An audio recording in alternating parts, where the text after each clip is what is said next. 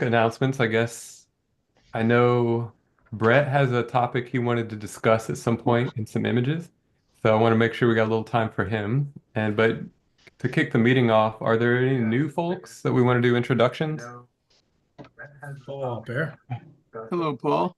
All right. Yeah, Paul, just getting into the hobby and looking to find some folks to help me out and maybe entertain me a little bit, which seems to be working. No, the entertainment's here. John, thank you for saving me. I completely forgot about tonight.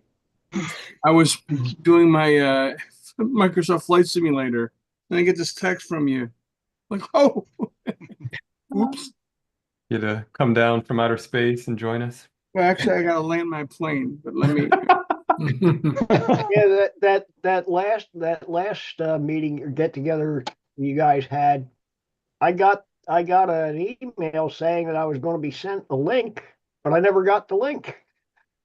A link from The guest that was going to show us something or other was the two special ones. Should have Gary been got the first one. should have been in the email. It wasn't, never showed up. And then what happened is I forgot about it because I didn't see it. That was the one for Gary's presentation or Mark? Now Gary's I saw. I was here for Gary's. Yeah, the link was was right there. Maybe you didn't scroll down far enough. Nope, it just was a thing that says link will be coming in a couple days or the next day or so, and then I was Oh, waiting. you know what happened? That it got postponed, so it was a different email. All right, well, whatever. It's all over the dam now. The Well, link's always the same. It's always the same. Link's always the same, Bill. Oh, okay. Yeah, just go to the events. The All right. link is always the same Zoom All right, link. right, So yeah, you see, don't I need a didn't know special that. link. I didn't know the link was always the same. I thought it was being changed around all the time. no, but it's still it's on YouTube anyway, so you can still watch Yeah, it. well, that's what I figured I'd do is catch up on it. Yeah, it's Yeah, very informative. thanks for joining tonight, Paul. I appreciate you coming. If there is there any Sorry. specific topic that you're interested in, or like just imaging in general? Are you wanting to buy a scope? Or are you just like checking out what I've I'm got? hoping to waste the next 20 years of my life, and this looks like a good place to start. Yeah. Um, If Oh, you it's got not even a money, waste. you're in the right place. It's not a waste. it's fun. not a waste. Rabbit So, hole. I'm just muddling my way through it, having a lot of fun. There's apparently a lot that you need to learn here. So, and you kind of have to know it all simultaneously, from what I can gather. So, I've got into the C star thing. I've been stacking my stuff, playing around a little in PixInsight. I've learned about 100 ways on not to do things, which is probably part of the journey. So, when I get frustrated enough, it would be nice to raise my hand and get some help. But part of it is the frustration, I think. Well, we're all there with you. Yep. Yeah, that's great. You're already taking images. You're getting data. You I'm can getting data. Yeah. I'm trying to decide what I want to do from a scope perspective. So right now I'm just using, I have a 135 millimeter and then the C star, and it's stimulating me enough for the time being. We'll see Yeah. what the next step's going to be. Yeah, definitely. That's great. That's great. And I know Todd's been a Yeah, member for a while, but it's the first time I've met you. And I know you're yeah. getting into the Actually, same thing. I like I said to you guys earlier, I'm probably the oldest rookie here. I've been in and out of DVAA for probably 20, 25 years, and I was treasurer for a whole bunch of years. In fact, I recognize a couple of names because I used to track the membership list. Gary Trapisano and Wayne Reed. I think your wife's name's Barb, right? Yes. Yes. So I used to maintain the membership list for Marilyn when she was president. And I kind of stopped coming to meetings because it was just too far on a Friday night. But now that I'm getting older, I'm looking to sell all this equipment that I had, and I've been super interested in the C Star. So I'm loving hearing that. So learning about that from the get-go has been great. And I'm also getting very interested or getting close to buying a new digital camera. So looking to do that, not to hook it up to a telescope. I just want to be able to, do more landscapes and sunrise and sunset because I have some space down the shore. So yeah, so I'm trying to get back into the hobby as I get older and downsize my load of equipment. And spend more time having fun looking at stuff, and certainly not doing the books like I used to do for the club back in the day. But can you hear me, guys? Yep. Yeah. Listen, Paul, I can't help you out with the telescope, but you're going to need a tripod and a mount. And I just happen to have a 1984 Celestron Byers worm drive, and which I would probably drive over to your house for free for you to get rid of it. Which I got at the club's auction last year. But the auction is a good idea. Are we having one this year? I haven't heard Jan get No, out. we've kind of gone to a classified type setup. Yeah, okay. We have a few scopes now, and as we get them, the idea is instead of keeping them for like 3 years and trying to store them at different people's houses and stuff, that we would try to move them, relatively quickly. So we haven't. I don't think we've really been advertising the scopes that we have that are available in the newsletter, but that'll start soon. But on the website, there's a classified button. There might be a couple things in there you can pick up. The prices are really inexpensive. We have 2 or 3 scopes right now in the storage. We have 2 in the storage unit, I guess. We have a C8. We have a C11 with a monster mount, and Joe is presently holding a a 5-inch refractor on a Celestron mount. So we have, but these things come in and the prices are really way, way, way below market. So it's a But you good see, spot once if you get you're- up to stuff like like with the C11, you need some kind of a dumb weight or a portable elevator to crank it up. Yeah, to the get it on top of C11 the is mount. a serious situation there. If you have a place where you can set it up and keep it set up, that's what you want to do. What do they ask? Chiropractor. Price on In a chiropractor. what's the price on this on the C11? We haven't priced it was We're Mike Tucker's scope. yeah, I'm going over we're going over on Friday to take a look at it. We have so much inventory right now. We haven't even had a chance to really go through it. Just want the mount. And I'm really would love it if our locker was on the first floor, because then it couldn't fall through the floor. We have so much stuff in it right now, but I think we're going to take a look on Friday at Mike's telescope. It's a massive scope. We also have a 6-inch Celestron refractor that I'm playing with right now. It's missing a couple of parts. We just got that as a donation. And there are some other instruments as well. And so it probably will take a little bit of time to get through all the inventory that we got, because we just got it all at once, and it's almost overwhelming. But I'm hoping we'll be able to get through it in the next month or two and find out what exactly we have. So, Well, I have a friend of mine who wants to sell this scope. Maybe I was just going to offer it to you guys, but now it looks like there's a surplus of scopes. But it's an Orion 14-inch dial with a go-to. wow. And it has a cart and a bunch of accessories. I think it's $4,000 worth of stuff, but I think he wants $2,000 for it. Yeah. But it's one of those go-to system it's a closed system, so you can't knock it out of alignment.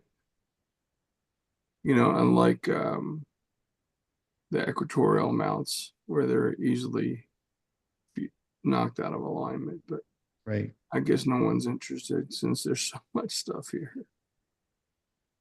Well, it might be worth to put it on the classifieds for him. It might really, we might be able to really find a home for it. We have a lot of members right now. If he wanted $2,000 and it's in decent at all shape, I mean, that sounds very reasonable, It's in mint condition. He Yeah. barely used it. What is it? I can't remember the name of it. The Orion, they made their go-to Dobbs. Yeah, I have an Orion 14. It is a push one though. You push to go, And it's a really nice scope. I bring it to Cherry Springs. That's about the only spot I bring it because it's really great at a dark site. But it's at a 14 inch, you can see an awful lot through a 14 at a dark Probably site. the same one, Tom, but it has a go-to motor. I don't remember what the Yeah, it's the next level up Orion than the one I have. yeah. When did Orion go out of business? August or Jan end of July, I guess. Yeah, the Midsummer, that and Mead, they were really the same company at that point. Who They sucked them up? Which takes Coronado with them. takes Coronado with them. Yeah, they shuttered their Mexico plant and released all their employees. That stinks. I Mhm. really ought to get a solar scope because I keep waiting for Tom to post his pictures. You don't post enough, Tom. I love I your have time. I try to shoot the sun. Sun's nice, especially in the wintertime, because it's warm in the daytime versus the nighttime. It's easier to capture. Yeah, I can't get enough of your solar images. Well, thanks. And I I love know your movie. Tom S. Has joined us. He's not new, but I think it's your first time on the Wednesday meeting. Is that correct, Tom? Yes, I think I've been to one other session like this, and it was like so way over my head that Yeah. I just left. We were in the deep in the guts of Pixen site when you showed up, and I was worried we scared you off. But I'm glad you're here tonight. Sorry. And I saw Tom's been to a couple recent star parties Parties, yeah, Valley Forge. and At has least some you. interest. You met him, Tom, yeah. Yeah. Yeah. I'm just after 50 years getting back to this hobby. Uh, just happened to get a hold of a telescope that I got curious about what can be done. Used to have a 6-inch about 50 years ago. And I even made a mirror for it one time, walking around the barrel, but all that stuff got sold when I moved into the city where the viewing in Maryland outside of DC was so bad you could barely see anything. It's a little bit better here, but I guess on a trip it would be better. So I'm looking forward taking my telescope. It's a 12-inch Dobsonian that it's a bit heavy to carry around. I have to take my van to drive it around. But I built an equatorial platform for it, which made it so much more pleasurable to use. It just sits there and you can watch until you get bored. So it's very nice. Joe lent me a camera that I ordered a new one, Joe, 662. So it should be coming Oh, any you day. did. Oh, great. Good for you. But I have Good to for figure you. out how to get in large enough magnification because the Dobsonian you can't get close enough Yeah. with the focus. So I'm contemplating to move the mirror up with longer screws. Mhm. But then I'll probably have a problem with some of the eyepieces where I have to have extensions. So I'm playing around trying to find some combination that it's basically just planetary. And I do have the Sea Star on loan. I'll probably get my own. I took it someplace in west of Plymouth, and it was a pretty nice day. And I was so surprised that the Wi-Fi had such a reach that I was able to leave it outside a hotel, not hotel, but the conference center I was in, and I was in bed and I was just watching it, and I'll go pick it up. I was surprised. So it's a lot of fun, but Upsonian is a challenge. I think that's kind of the fun part of it. How many planets can you see? So I took some pictures through my cell phone, and it goes back to the same old struggle where can you get good weather? I think that's the limitation. That's the thing, is seeing is everything. Yeah, I took out the mirror, I washed it, thinking maybe it was so filthy. Who knows what this color telescope had? Maybe 20 years ago, not used. And so I don't know if that will help or not. But anyway, I want to take it someplace dark one day. But I know you have some results, and it seems like you're interested in planetary imaging. And Those are the easy ones to find. So yeah. It's you got to Even in be bright skies. a certain kind of masochist to want to image with a Dob. And Well, no, with the Well, he has platform, the platform though, and the with the platform works platform, well. it's that's true. right. I mean, he'll sit there for 10 minutes before I because I don't line it with North Star. I'm not even sure it's somewhere up there, close enough. And it doesn't seem to be that sensitive. You can take a 10-minute exposure of Jupiter or whatever. That's plenty enough frames. So it's anyway. It's in this is I don't know, Orion. No, what is that? Celestron, Orion, I think. And the mounting is so bad. I mean, you're fighting with it all the time. I saw John's; it was so smooth. So right now I'm in the process of cutting the board and putting a lazy Susan underneath it because I'm tired of just jerking around. I need something smoother. But no. Anyway, it's a lot of fun. And it's a lot of learning. I mean, it's like this big learning curve. So I stay with one set of software, just do the VIP and the stacker and Registack and work that before I venture anything else. There's just overwhelming amount of software to play with. So, and my wife is wondering what I'm doing here all the time, upstairs and outside. Anyway, maybe I will give a short talk on this next December. Jeremy asked, send me email. Yeah, that'd be good. Put a short PowerPoint, some pictures and of the platform and a couple pictures I've taken.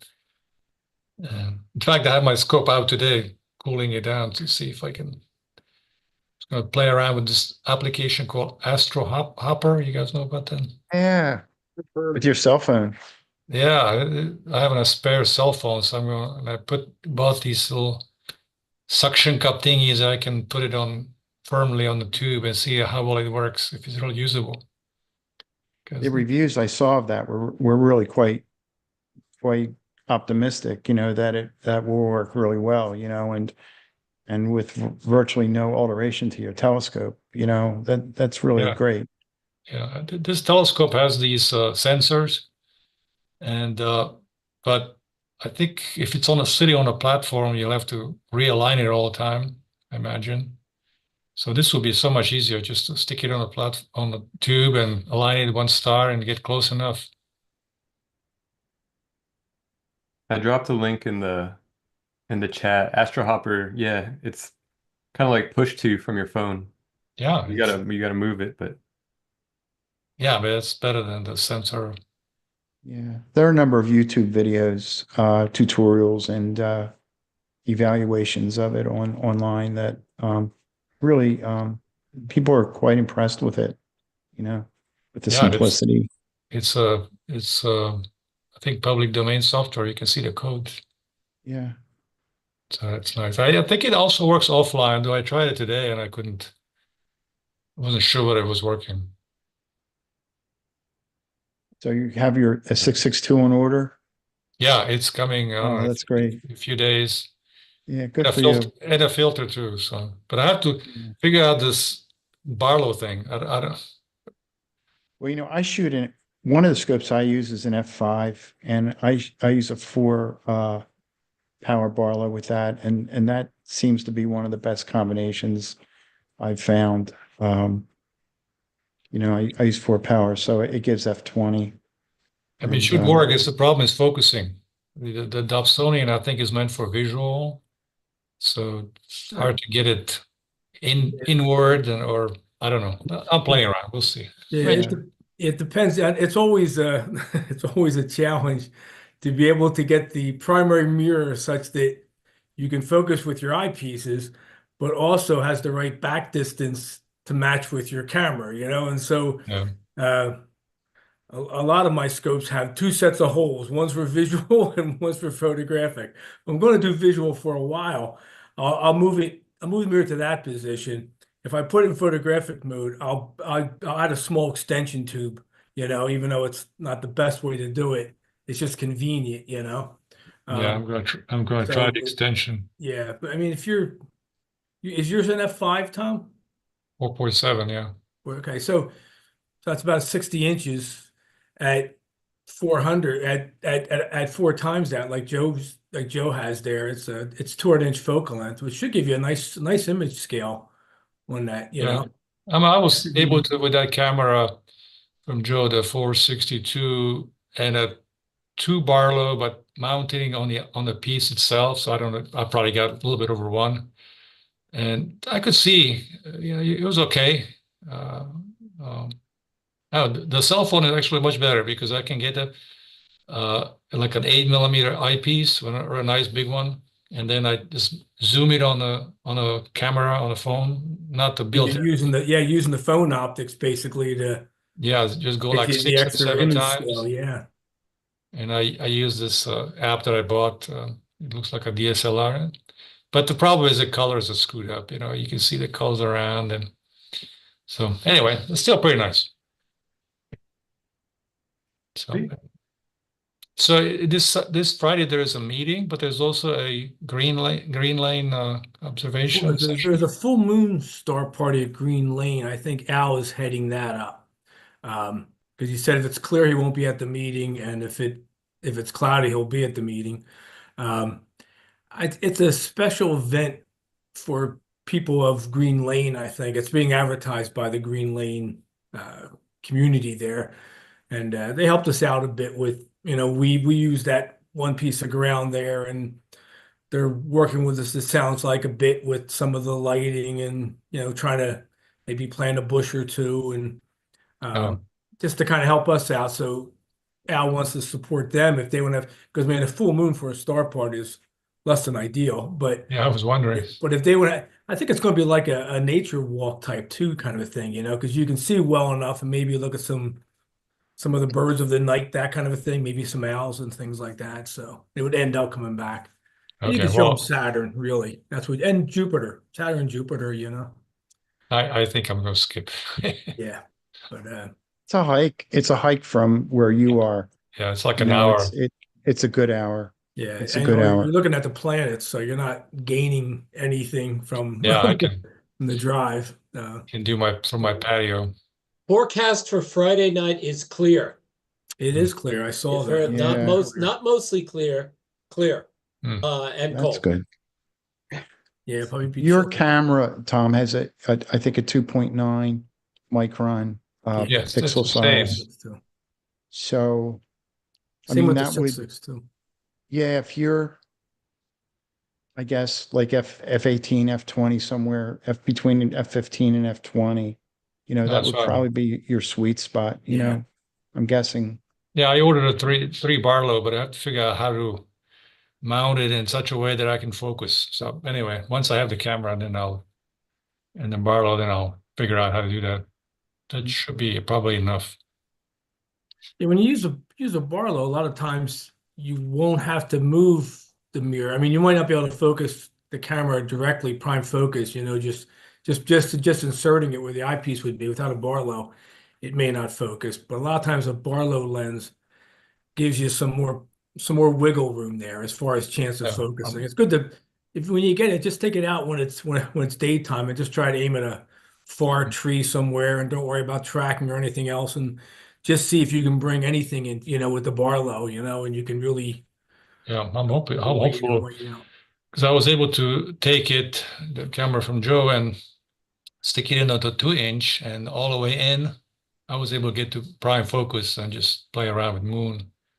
And Okay, well that's good. so just to practice with the Yeah, I think the 662 has the same back distance. I'm not positive. It's the same chip and the same shell that the sensor is mounted in. So I would think the back distance would be the same. Yeah. yeah, The it newer seemed cameras have the same, I think. it wasn't that expensive. So Yeah, it's unbelievable the price of that because it's really Yeah. replacement for the 462, and the specs are almost identical except the well depth is probably three times as good with the 662, and the price. I think the 462 was going for about $250, mm. and the newer model goes for $150, which is really not bad at all. $150. Yeah. Yeah. What Yeah. is well depth? Pardon my ignorance. It's just a matter of it's basically if you think of it like how many photons can you hold before you start washing out basically over trying to overfill it and you Yeah. if you're collecting white when does a pixel when does it saturate So the deeper the Yeah, how well, many electrons can a pixel get before it spills over, before it saturates. basically? Hmm. So your dynamic range is greater if you have a greater well depth, you know? Okay, So dynamic range. it's a Yeah. so Good. that's a good thing. Although um you'd be okay with the 462, I think, but the 62 is better and it's cheaper. So Yeah. it's more Yeah, I so mean the so it's a really 462 it's a was really good hard. buy. Was Yeah, 462 was actually hard to find. yeah, I think I can't even find them anymore. You could find them 6 months ago, but I think they're done. I mean, they're using that in the C Star, the S50s, the S30s. They're using the 662s in the new Which is S30s better. that are just Yeah, coming out. yeah, it's a better sensor. It's just a better sensor. I mean, in You know, most for planets though, you know, you don't have usually a that huge well depth dynamic. isn't as big a deal. Yeah, it's not as big a deal for planets. You know, if you were doing, you know, bright stars and faint nebulosity in the same field, well depth is really more critical. Yeah, makes But a big with difference. planets, you know, You're you know, not your dynamic saturated. range is not as great, you know. Yeah. So you're probably it's probably not a huge difference. Yeah, we'll see. But I don't want to spend too much money onto this. Who knows? Maybe a couple years from now, I get bored and move on to something else. yeah. We're going to have a planetary scope on the rentals too. We're going to be able to, people want to try them out, starting, I guess, December or January. We're going to have one on that, you know, we can lend out to folks if Yeah, they want to try to get into it. I sent an email to Janet, if I'm interested in donating some money just and I was thinking of specifically Sea Star because I was so excited about it. But she said back, well, maybe the excitement will die down. Don't be so specific with your donations. So she said, what about just Yeah, the rental equipment? So yeah, that's very, very kind of you. And behind the scenes, Tom's been looking at that, and we have too. And to tell you the truth, we already have an S30 on order, so we'd be happy to talk with you about that. The first good. S30s in the country are going to be coming in, I think, about mid next month. So we have the DVAA has one on order from High Point Scientific, and Yeah. we're waiting to hear from them. Right now, I don't think there are any in the country, But but is that would be a preference these days to buy that instead of 50? well, you know, it might be better than two S50s. And as Tom pointed out when he reviewed it, um, there's certain advantages to the S30. You know, it has a better sensor. And one of the, as Tom could tell you, one of the things that were complaints with the S50 was when people tried to image the Andromeda Galaxy, for instance, or the Orion Nebula, they weren't getting all of it. Here with the shorter focal length, you have the ability to do a wider field of view. Yeah, they both kind of fit niches. They're not overlapping that much. So they both No, so if you're going for for the rosette or a large section of like the Orion Nebula and its surrounding area without doing the mosaic mode in the S50, which you're taking a lot of images, so it takes quite a bit longer, maybe Yeah. 3, 4 times longer. You'll be able to get a lot quicker. But for image scale, if you use the S50, you can see like something as small as the Ring Nebula very, very clearly, and you can see the colors in it and all. But with the S30, it's only going to be about half that size, so it's not going to be. So the image scales are different. So I mean, the smaller objects, the S50 is going to definitely perform better. But the S30 opens mm, up an awful lot of objects that, at a much quicker uh, Yeah. integration time. yeah. If you were exposing if you wanted to get the Lagoon Nebula and the Trifid Nebula in the At the same same time. field of view, for instance, the S30 would be better suited for that. Hmm. For instance. Yeah, they're both good, just a little different. Yeah. I mean, one of my purposes to even look into that is to see if I can get like my grandkids interested in this subject.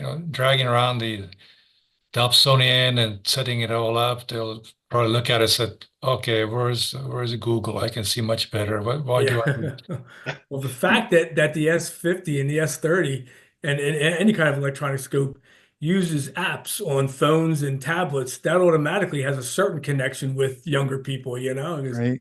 Yeah, they're very much tuned into that. So it's a yeah. My good way daughter, of introducing them to the hobby. yeah, my daughter was teaching astronomy in a high school here, a private high school, and I think John met her once, and we were talking about how do you get kids excited. And I think this is a much better way than after she saw me setting up the telescope. Plus, you cannot do this during school days, so you have to take it on a field trip someplace. And so the little one is probably a lot better than dragging something big. Yeah. So I'll Well, that was probably, a very kind offer, and we were kind of Jan's away right now, and I know you were speaking with her, but behind the scenes, we've been looking into that. So I'm sure someone will be in touch with you about that. yeah, I will Yeah, verify what you want to see, so I can just do it for my giving fund directly, and you can decide. yeah, that's very kind of you. Yeah, really. Well, once you reach a certain age, you don't have anything else to do, then you got money left over. It's not going to spend itself.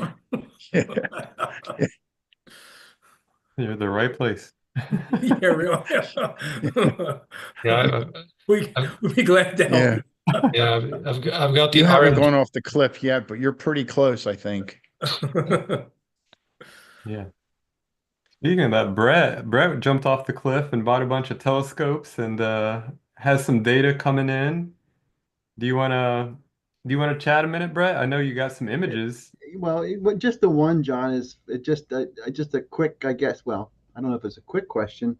Can I go ahead and share your image? Are you cool with Yeah, that? What yeah, you shot? sure. So, I mean, obviously, I'm very, very new to this still, and John and Gary have both been very helpful in giving me some guidance, and I thank them both. Um, so that's triangular. I mean, maybe if we do the M42, Okay, you want the other one. Gotcha. yeah. How how do you um, determine exposure length based on equipment, the seeing environment, etc. I've just been using 180 seconds pretty much for everything. And I guess my question is, well, that's the question, but well, maybe more specifically with this image, would shorter exposures have not blown out that center quite as much? That's a tough, that particular, like M42 That's a complex tough one. area is particularly difficult to get all of it exposed because of the dynamic range. And a lot of times it's done as almost like a high dynamic range composite, where you take a series of longer exposures to get that fine nebulosity, and then you take like say 2 minutes or something like that, and then 2-3 minutes like you're talking about. But then for the inside, you might do 30 seconds or even less. You can usually with like a setup like you have, Brett, like your small refractor with that 2600. I'm assuming that's your setup for this. This was the Red Cat 61. Yeah, the other one was the APO 103, but this was the Okay. 61. Yep. Yeah, so with this kind of thing, you can that kind of setup, you'd probably be okay with like a 30-second exposure. You probably wouldn't saturate the trapezium stars. So but that's a common thing. The other thing you could do would be to take shorter exposures, like you're saying, and then just take a whole boatload of them so that you can get some of that fainter nebulosity. When I've shot this, I've always done it using it as a HDR composite. I take a series of photographs and then I have them aligned. I basically process or develop each one and then bring it into Photoshop with them aligned, and then you do some layer masking to bring in the really bright, to tone down the really bright detail. Basically bring in the unblown out portion of the image. Okay. When you're setting up your exposures, one thing that helps me is to look at the histogram, and that sometimes gives an idea of how close you are, from overexposing. Um, when I used to do the Orion Nebula with DSLRs, to get the trapezium, I used to do at 1600 ISO, I would have to go down to like 4 or 5 seconds per exposure, and I would take maybe 20 of them, which took about a minute or two, and then, gradually work up with that. But with these better sensors now, you probably don't need to get that complicated, but that's a beautiful image. Yeah. That is well Very done. nice image. Yeah, and the overexposure in the middle, I mean, that has nothing to do with, any lack on your part. I mean, that's just part and parcel of that object, beautifully done. I think you can actually bring that out a little bit with PixInsight using the HDR option. There's it looks like it's blown out, but it's really not. I mean, especially look at the histogram. There's plenty of room. So, yeah, I've done this same object before with, a single exposure, I think of 180 seconds or 120 seconds. And it hasn't, you could probably even go more than that. With my old DSLR camera, probably not. But these new sensors now, they're absolutely amazing. I haven't done anything with HDR. I'm not familiar with that process. Yeah, you can play around with it. There's a lot of tutorials on YouTube, but that will really enhance your image. It'll give you the it'll separate the brights from the brights, and you'll get the contrast in there. Okay. Thank you.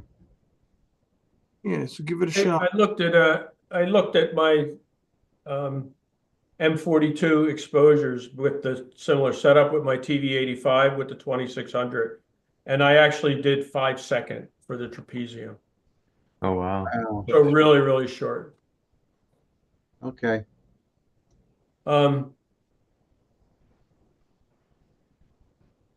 But I do think you could probably, like what Lou's saying, I think you could probably get more out of that, like basically compress that down.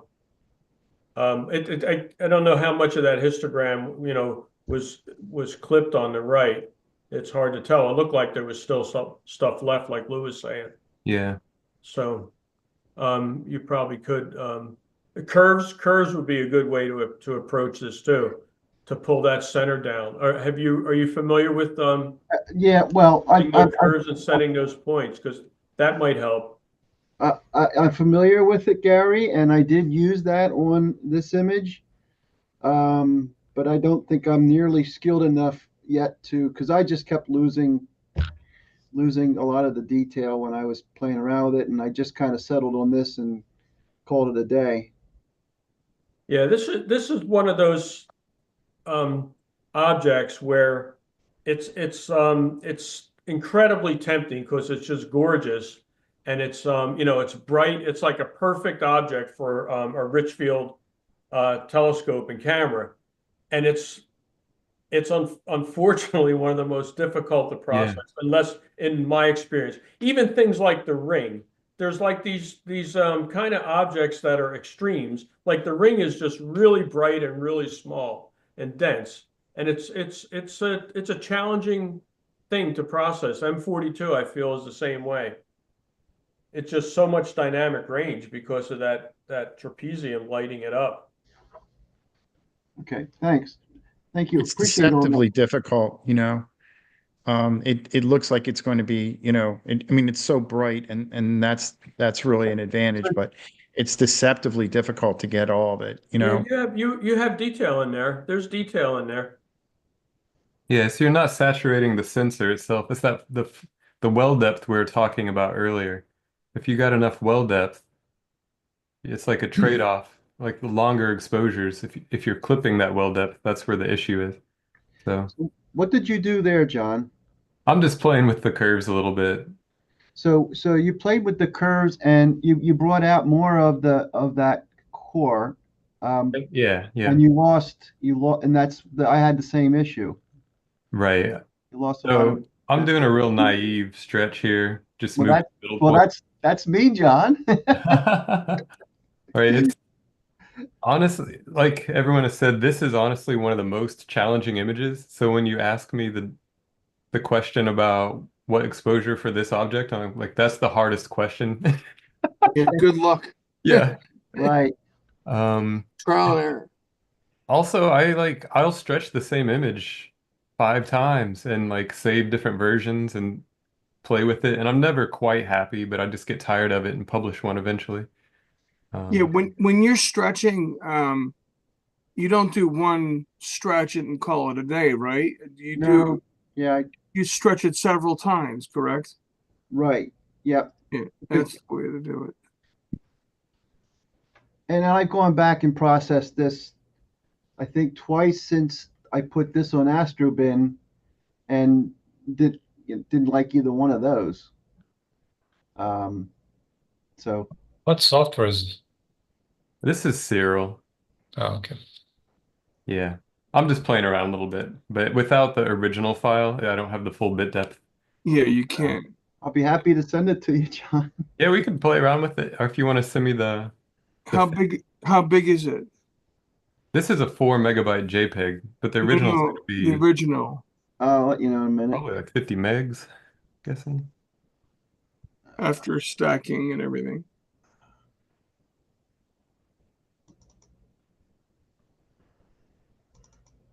Hey, gentlemen, I have to go from here. I just wanted to say thanks for the info, and I will join on the next one. And great seeing some names I recognize from my past.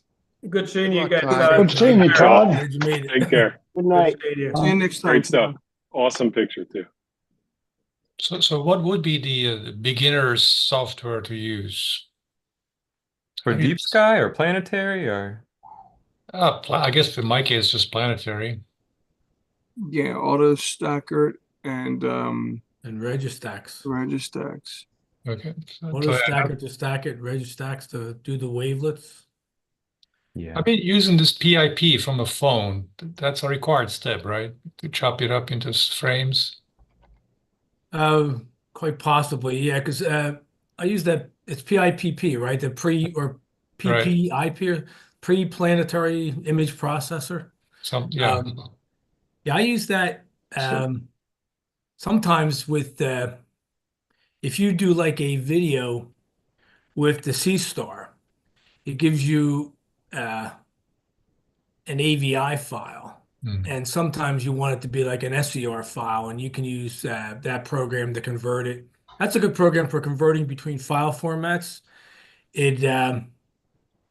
It centers the object and all of that, but so does the auto stacker. But one thing it's also good for, I use it all the time if I'm going to make any kind of animation. If I want to make a GIF or even like an AVI later of a series of images, maybe showing the comet moving or a comet moving or asteroids moving or the sun changes on the sun, things like that. Pip is a great program for that. There seem to be other programs that claim to have everything in one place. It seems overwhelming. I don't like, is Serial like one of those or? Well, Cyril's for deep sky, more or less. It's not really for Okay. planetary. Okay. There So was a new one Yeah. that's kind of like supposed to be, I guess, the follow-up after Registax. It was an article on Sky and Tell, about a year ago? And do you know what I'm talking about, Joe? There was an article in there, and Yeah, I I forget the can't. name of In fact, I even tried it once and I forget the name of it. Yeah, I tried Uh, it and didn't have as much success as with the old Registax Yeah. and Autostacker. It just didn't come out as well. There's one that the solar folks really like to use. Oh, They yeah. say it works better than Registax, and I tried it once and darn, I can't remember. I Can't remember am, what I had for I breakfast, think it's so IMPPG or something like that. yeah, Right. I used that once. Not too bad actually. Yeah, it's great for the sun. I use it for the sun. If you want to do an inverted image of the surface of the that's right. sun and Yeah. keep the prominences positive. That's what I use. Oh, Yeah. And it Yeah. works great for that. Yeah. The And It solar, has curves. the solar people really like that. yeah, when I do solar shots, I do a number of them. Uh, if I'm doing, if I'm not going to invert it, the surface, um, sometimes I have more luck with that program. Sometimes I have more luck using Registacks to sharpen. It really you really can't tell till you run it through both, you know. But if I want to invert it, I use that all the time. so what That's is also good if you want to make solar gifts. It's particularly good because you can batch process. So if you're taking a series of images and everything's the same, you know, you're not fooling with the focal, you're kind of just following maybe a prominence. So it's just tracking. You can take all those images, maybe 40 images, and you set one up. You process one the way you like it, and then you just save that amount of sharpening and the curves, and you just go in there and you can run that batch, and you can make all the rest of the images exactly the same, so you don't have any kind of funny lighting or sharpening changes. And so you can so what also is use it to do all the centering exactly on there, and it really just does real nice alignment. So you can hold the sun very steady, and it's a good way of making so what animation. would you would use the word inverting? What does that mean? It is like a negative. With the Oh, sun, you basically, with the sun in particular, um, if you okay, invert the negative. Okay. surface, it gives you a much the detail. It looks more three-dimensional. Um, I if it's a really good day and it's an interesting area in the chromosphere you're imaging, uh, I probably do it both just a straight up as well as an inverted model, but it's Yeah, 'cause I get they're it. both Okay. interesting. They both show different things. I found Planetary System Stacker. That might be it. There's a number of them out there. I put the Yeah, link in the chat, but I forget the one, the Sky and Tell, because the guy was kind of saying it's like putting Auto Stacker and Registacks all together, and but because it had some wavelets, but it had a much simpler wavelet slider, but I don't know. I just spent a lot of time with it. Maybe I came in with I came into it with a negative attitude or something because I didn't want to change my ways. So I was hoping it would fail. So I might have priced this the jury, you know. So how do you save the all these links from the chat? open new tabs. Millions of tabs is the answer to everything. No, I don't want to. I want to just Yeah. grab them all. Can you do that? Right click and open in browser or copy links. Each one at a time, and then save. Probably. Yeah, it's the All right. best way. All right. Um, Okay, well, John, if no one else is going to say it, I guess I have to. So, Planetary System Stacker, is that PYSS? Oh, I'm not even going to reply. I think we'll get demonetized. yeah, right. So a couple of quick things. Paul has an image to share actually, and Oh, good. also I can also circle back on Brett's question in general about how to choose an exposure time. I got a little magic formula that I like to use. Um, but if Paul's ready to share, actually I think it's a similar image. If are you cool with that, Paul? No, I am. I actually All right, I here you go. love I'm gonna Brett, and I'm kind of on the uh, other end of the spectrum, and I'd love some feedback. there you go. You should be able to share your screen with the middle. There's a green button in the bottom middle. Green button in the bottom middle. The share has an up If arrow. you zoom, it's right. Look at there you go. There you go. Did I give it Hey, to there you? you go. Let Oh, me very see it. nice. There you go. Lovely. You guys are either staying up late or something because this is Yeah, not. really. I've seen a rhyme, but only in the morning or Yeah. well past midnight. I have a dog, so getting up Oh, at 3 he in the wakes you morning up. is not There you weird. go. There you go. Wonderful. I can see That's a a lot of nice the image. wispy stuff. This is great. Yeah. Yeah, it's again. I was on the dimmer side of the spectrum, so it was kind of fun to see. And you said you have a one. Is this which scope is this? 100? This is the Sea Star. The sea star. Okay. That's kind of why it's got Really? clipped there. Yeah, Is it that handled the that's dynamic range very well. Great, Look yeah. at, Very we have a good lot of quality. dynamic range in that. Stars look great too. Yeah. Yeah, that sea star Really is nice. amazing. Good job with that. This is not straight out of sea stars, it's processed afterwards. I processed this. Yeah, it would Yeah, have of to be. course. But wow, nice. So Paul, Very did nice. you process it in the C Star itself, or did you download all the individual frames and process it? Package. I actually stacked this myself. That's part of what I'm doing is trying to figure out, is it worth it or not? I'd say. I You know, think so. gotta learn What's it your somewhere. package? What's your software package? Are you PixInsight, Serial, DSS, or whatever? PixInsight. Nice. So how do you get the individual frames? You know, I used it once and all I saw was a file. It was called fit or something. And how do you actually get it to record the frames on There's C a, stars? there's a button where you can save all your raw images. Yep. It's a button there somewhere. Yep. There's a button Yeah, there. if you on the app, if you click on the image of the sea star, it brings up a menu, and one of the items in there, because it talks about there's several basic items in there, but one of them says advanced features.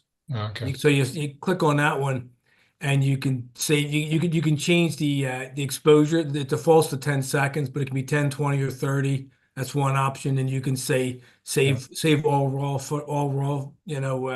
Okay. files. I'll figure it out. Okay. But you have to remember to dump it in the morning, because I don't know if it'll make more than 2-3 nights of imaging. Yeah, I would do that probably. Yeah, I mean, I did take M42 just living outside, like I was saying on my workshop there in Boston, and 16 minutes later, I came up with something that was pretty amazing because my first one was wow, no effort. Yeah, it is amazing. Nothing like this, but you know. If you don't mind, give me just a second. Hey, John, how do you run this Python thing, you know, on the planetary system stacker? That looks like a Python app script, right? So there's a bunch of different packages. No, the last one. I understand. I don't remember. This one may have an executable. I'm a software developer and use Linux, so I just install it in pip install it. But if it looks interesting to you, hit me up and we can figure out how to try it. Okay, I downloaded it. It looks like it was just a Python stuff. Lou's trying to join. So, John, this is just one of the Mosaic ones that. Oh yeah. This is straight from the machine. I haven't even touched it. I just picked this one up this morning, and you're seeing it the same time I am. Yeah, it's amazing. Just a JPEG, you kind of just get it in your lap. Yeah. Yeah, Bill said he's running a Mosaic right now. It's pretty interesting how it does around the corners. It's like it does like a lot of little overlapping images. Let me go grab my tablet. I'll show you its progress. That's funny. Yeah, it's interesting. But yeah, then you get I don't think you can do it with the mosaics, but on the static or the regular image, yeah, you get the FITS files and you can stack them. And yeah, what exposure time are you using for this, and about how long are you, like, what's your total integration time about? These are all over 2 hours of integration, 10 seconds. 10 seconds. Yeah, so that's good for not. So then you're getting that detail with the, just having a lot of that 2 hours worth of data. That's a good compromise. Brett, you were wondering about that. So these are 10-second exposures, and there's a bunch of them. There's 2 hours worth of them. So 700 and something exposures. So that's pretty cool. How about the previous shot, the one that was not the mosaic? Was that 10-second? That was 10 seconds exposures? Yeah, the C Star, it's 10, 20, or 30, I think. And I've been doing everything at 10. Okay. And what's your location like? How dark is it? It sucks. I live in South Philly. Whereabouts? Across the street from the stadium. Near Packer Park or in Packer Park? I'm in Or? Packer Park, right on 20th. Okay. You got all the airplanes. I get airplanes. So Yeah. does this has the built-in filter then, that dual band filter? It does. Yeah. Nice. Okay, yeah. So that's getting rid of a lot of that light pollution. It's helping a I lot. grew up about half a mile from there. So And I am just getting suspicious and figuring things out, but this is a fortunate one. Is I think the seeing is better in the morning than in the evening. it's probably true. I Yeah. think it just the sky's a little bit more stable after it's Yeah. cooled down. Trying to get out what I've tried to do in the evening, I've not been nearly as successful.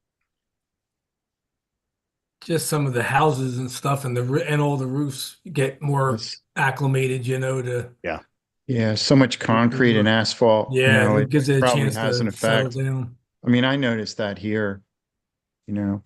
Yeah, it makes sense because even if you look at solar, right, you're seeing it's like the earlier in the morning you're out taking pictures of the sun, the better. Like as the day goes on, the seeing usually gets worse. Yeah. But interesting. Yeah, they're great. That's a great testament to the Sea Star. So it looks like the mosaic mode works fairly well. I mean, it doesn't even look like there's field rotation in that Yeah, that's amazing. in that 2 hour swatch. Yeah. I'm sorry to say that my mosaic just got screwed up because one of my neighbors backed up to the fence and I got a brake light. Oh man. Back Yes. back to the individual frames. It was 98% done. Oh no. Because 10 Oh, minutes boy. ago I checked on it and it was perfectly fine. It had the 2 corners to fill in. Now it was down to the last part of the last corner, and now I got a big brake light reflection right smack in the middle of the top of the image. Well, that's the benefit of saving those FITS files out because you can dump those frames and restack it externally. Well, the thing is, I'm not, according to Coup of the Lazy Geek, he said to shut off the thing to save the raw frames because you'd have a massive amount of data going into the Sea Star. So I did shut that off. And like I said, I'm just playing around with the mosaics now because I only had the update about 2 weeks ago. Can you put an external drive on that thing? I don't know. See, I've got the auxiliary power plugged into it too. It's only got one USB-C Before port. you. Yeah. Well, what? How much memory does it have? What's that? 'Cause, I mean, the It sensor's has like small. 50 I think gigs. it's like 50 gigabytes. Yeah, 50 gigs. Yeah, so that's a boatload That's a of lot. data for a That's a lot sensor for- that small. You could take tens of thousands of frames probably before Yeah. Yeah. you build It is that a up. 2 Well, megabyte sensor. I'm not gonna dump that thing. I'm gonna play with it and see if I can correct it in any way. But this was an early night one. It's the Eastern Veil Nebula, 6992. Mhm. And the real thing I was going to go after is after our little get together is over, Orion's going to be coming up. I was going to do an area of M42 plus see how far I could reach around it. With a mosaic, I was going to go, the full size. So we'll see. Yeah, I've been saving all the frames on mine, and it's not an issue at all getting through the night. I'm not sure you couldn't get 2-3 nights worth of shooting. Okay, well, I was just following the tutorial recommendation, so I would ignore it. I just wanted I to would stack. ignore it, So Bill. Turn on the switch. I just wanted to Save learn how to raw stack, data. so that was a good way to start. all right, well, I've learned something now. Yeah. Yeah, Because always save your normally when data. I'm done, it's either a day or two later, I'm dumping the stuff into my computer. So I've never gone beyond half of the space that was in the Sea Star. And that's over several nights. Yeah, it makes sense. With the full size scopes, the ASI Air, I'm using the 512 gigabyte flash drives. I think I wanted to share how I figure out how long to make subs, and I'm curious, everyone's sort of a little different. And I know this will kind of get to Brett's original question, not on M42, but on like in general, sort of how to pick a sub exposure. What's a So sub? People talk about a subs. sub is a single frame. Oh, A I So single like exposure. if you're I doing thought it like was like a substitution on a basketball team. right, I believe it's It's a that sub too. exposure. Um, I'll do a quick screen share. There will be some math. I apologize in advance. Um, let's see if I hit that. So not this. Okay, so I learned this from Dr. Robin Glover, who Doug loves. He's the guy who wrote the software for SharpCap. And there's a free tool, sharpcap.co.uk. I'll paste this in. Um, and so it's a bit formulaic, but this helps me do a ballpark. So, hey Brett, you told me what your roughly your Bortle number is, like 5 or 6 in there. Is that correct? It's a 5.56. Yeah. All right. Plug either in. We'll just call it 5.8. Let's call it like good enough. Okay. And what's your focal length you're shooting at? Your F ratio? Pick a scope. My F ratio is 5.9. 5.9. There you go. You dial that in. I'm pretty sure your camera is the It's the ASI 2600. yep. So you go to your camera and you figure out your pixel size and you pop that into the equation. I think So 3.76. The yeah. QE, the quantum efficiency, I mean, let's call it 60%. It's probably better. It's really, it depends on the color. So it could be better than that. And then there's the I think question. it's up to 80. Yeah, they're real high. It's kind of a curve, the QE curve, depending on what color you're at. So, but yeah, we'll just for Yeah, there it is. Is this the QE? Yeah, the QE peaks at kind of like blue green at 90%, but for the reds it can be lower. But yeah, this looks we'll call it 75. Why not? Just for fun. John, I'm sorry, it's a 4.9 ratio. 4.9. Okay. You told me there would be no math. Oh no, there's no math yet. We're just typing in numbers. That's not yeah, I think he said there was math. Yeah, I know. But he's teasing me. So now here's a little bit of a tricky thing. You need to figure out how much bandwidth you're going to have. So like a color camera.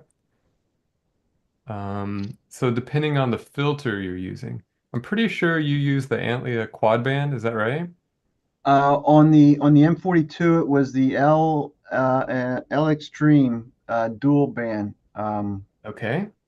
That's a So 7 nanometer HA03 yeah, filter. I've seen this guy. So Yep. usually you want to find this little chart here, open that new tab. And then what you want to do is you add up the bandwidths. So if it's like a 10, is it a 7 or a nan? It's a 7. Great. So there's a band for 7 and another one. So let's add it up, call it 14. Got so many tabs.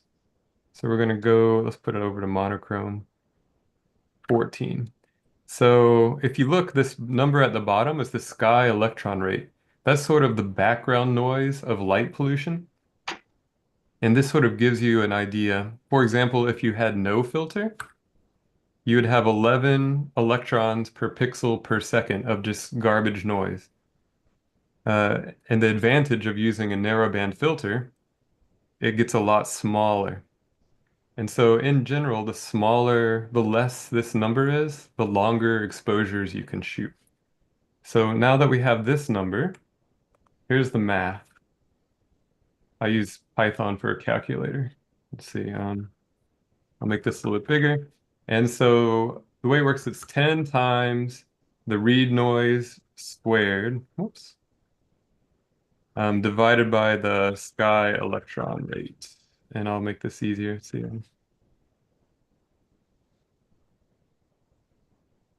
So this is the equation Dr. Robin Glover uses. As I understand it, it'll throw an error. But I'll do an example because it makes it a lot more clear. So first you have to figure out what's the read noise for your camera. And because modern cameras, CMOS cameras, has a very low read noise as compared to older CCD cameras. You go to this curve here. I'm assuming you're shooting at around 100. Your gain is around 100 on that thing. It is at 100. Yep. Yep, and the reason you shoot it at 100, if you look here, the noise is up at 3, and then as soon as you go to 100, bam, there's a cliff, and you get this real low read noise without sacrificing much dynamic range. So that's your sweet spot on the camera, and if you look, it's about 1.4 E RMS. So you do 10 times 1.4 squared, and then we'll divide that by this 0.52. So even with that filter in your light polluted skies, 37 seconds. So that, and what, if you image for 37 seconds, you will get the background noise, you'll collect 10 times your camera's read noise, which is a good rule of thumb. You want to be able to, they say swamp the read noise, and it's being swamped by all that light pollution, even through a narrowband filter. And it's kind of surprising how short these exposures are. So for that particular setup, and though as Gary mentioned, for this particular object, you might even try something shorter, or maybe you do some at like a minute and then some at 5, that's more advanced. But in general, I use this to kind of get a ballpark for my number.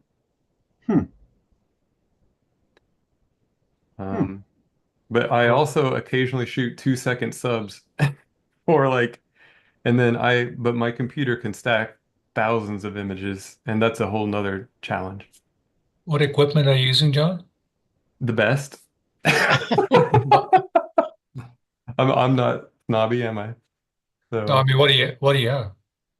So I have Ryzen 9 950X No, workstation. no, not the computer, the cameras and optics and Oh, so I have a very similar, like a 25 megapixel camera. Every sub exposure I take is 50 megabytes before you debayer it, and then what scope are you using or what? it's an 8-inch f4 Newtonian reflector, personally. Okay. And you're guiding it, I assume, and Yep, I'm everything. guiding, and I have an AM5 tracking mount, and I use Nina for capture personally, and I use Cyril, which is pretty good at stacking. It'll use all your cores. I got 96 gigs of RAM, a Gen 5 SSD, so I got all the good stuff. But that only matters when you're imaging faster than like 15-second subs. It seemed like when I was doing the planetary, I was like losing frames or something. I was so surprised that my computer or the USB 3 couldn't keep up with that. Planetary is a different game. You're shooting in video mode, which is Yeah. a little different. But is it going directly to the USB port? I mean, I have a Mac with a laptop with a SSD and 1 gig memory. It seemed like it should. Yeah, you should be able to keep up, It seemed like it should keep up. I was doing something wrong. It was like the screen was flashing. It's like, what the heck is going on? Yeah, You're I'm talking muted, Joe. about a stacking system. I have a different computer for capture, so Okay. yeah.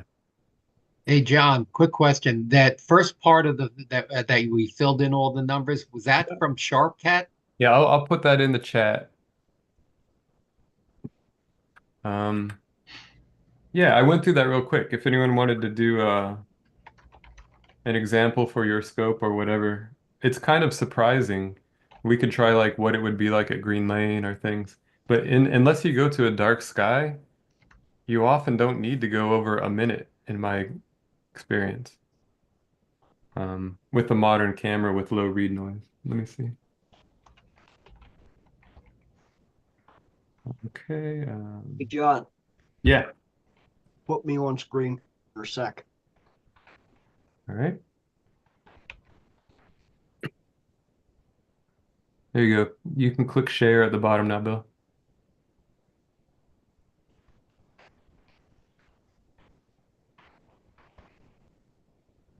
And yeah, feel free to hit me up. I went through the math real quick, but You guys seeing this?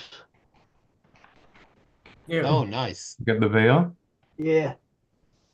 Hang on, I got a window in the way here. That's a good way of sharing. Um, yeah, Yes, sir. big red blob up top is my neighbor's brake lights. Oh. Oh, I thought you Just discovered And say it something just new. finished up because I checked it 10 minutes before and it just had the two tiny corners to fill in yet. And it was perfectly clear. So, yeah, I'm going to save the raw data from now on. That's funny. Yeah. Okay. Maybe you can crop that. Yeah, exactly. The Well, crop- the Yeah. problem is it's real close into it. So, I'm just going to probably dump it. I'll see if I can play with it a little bit, but if not, hey, I mean, nobody knows, you know. Most people have no idea. It's very impressive. learning experience. And I have Mortal Sevens guys here. Right. Hey, John, I have a frame that I could share. Yeah, So I'll I'm going to put you send up a here. Jump on in. subject. Jump on in, Wayne. It looks like, is it your iPad? You got it? Yeah. Okay. Share. Okay. Is that working or? Don't see it yet. Oh. Okay. Let's see. Share screen.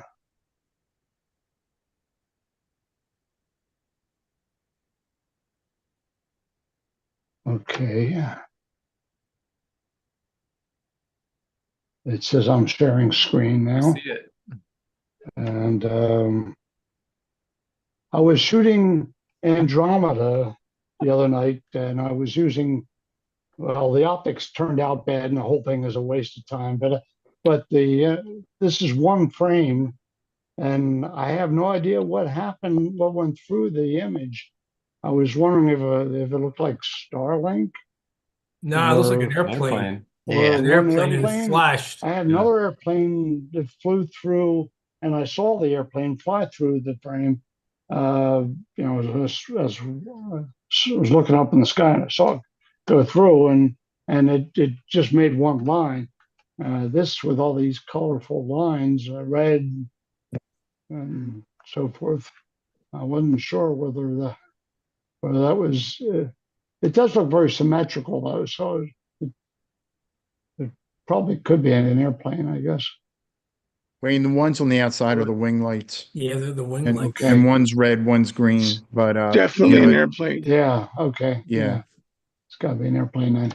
All right. Anyway, that's what I had one strange anomaly with a sea star that happened on one image when I was up at Cherry Springs. And the following image, it did not happen. And it didn't happen on all the stars, but it's a really unusual thing that maybe I could show you guys. Yeah. I think I gave you permission, Tom. Okay. Did you catch aliens, Oh, Tom? somebody's I think Wayne still has it. Oh, I got you. okay. Yeah. This is a That's okay. it's this thing way over here. I can't quite move my thing here. This is and I was shooting the hour, the ET, and I circled these boxes because you'll notice there's these extra star arcs, and they happen on a number of the objects. And you look but it isn't just on bright. This one is not super bright as comparison to this one here. This one doesn't have it, but it happened on a number of the brighter stars. These strange arcs, and an image following this was the double click. This is like a 5-minute exposure, and the one. Let me see if I go back here. Here we go. This is the very next. This is like 1 minute later, and this is a double. And there's none of those arcs, and these are bright stars. But it happened on this one, which is really weird. Did you run that through Ubersmooth? That's the ET cluster, right? I don't think so. This is the JPEG straight out, I think. Okay. That's weird because the artifacts look stellar. They're not just Yeah. smooth. Yeah, I know. It's really Yeah, weird. it's like an arc of stars. Yeah, That's weird. I've discovered these strange gravitational arcs. But more likely is something weird happened. But I mean, it's funny because these stars don't have it at all. And this is like literally minutes later. So it isn't like there was dew or some weird reflection. I had a dew shield, like a 4-inch dew shield, actually 5-inch dew shield. I put on the end of the sea star, even though I was up in Cherry Springs where it was jet black. But just pretty weird, huh? That is I strange. only saw it once. I've taken a number of objects. It only happened that on this one image has it. That's so weird with it. So reflection off of It's something. exactly the same pattern too, I think. Yeah. I think it's a tracking error It's That's aliens. what I was going to say, Tom. because they're exactly the same on each star. Yeah, they are Which leads exactly me the to same on believe each that star. it got off course and it was trying to get back. Yeah, but the funny thing is with Sea Star, Isn't and you anywhere probably else, though. the Sea Star usually knows when it does that because it'll say it can't stack, and it'll say if the wind blows or anything happens, it says no, I threw it away. There was Stack motion or fail, it didn't rejecting line. image. I couldn't stack it. I've noticed the same thing with my Sea Star, Tom, and you're right. It doesn't happen often, but it happens just enough, and I've wondered if it was just that the tracking adjustment, if it just moved just during that exposure. Yeah, the odd thing, I mean, it didn't affect the other. Some of these stars are still pretty bright, like these guys here. I don't know if you can see my little hand, but Yep, I can. Yeah. yeah, these are pretty bright. And this one here is not particularly bright because one pretty close by and it doesn't have it. It's this one's pretty bright out here. I wonder if the software, Yeah.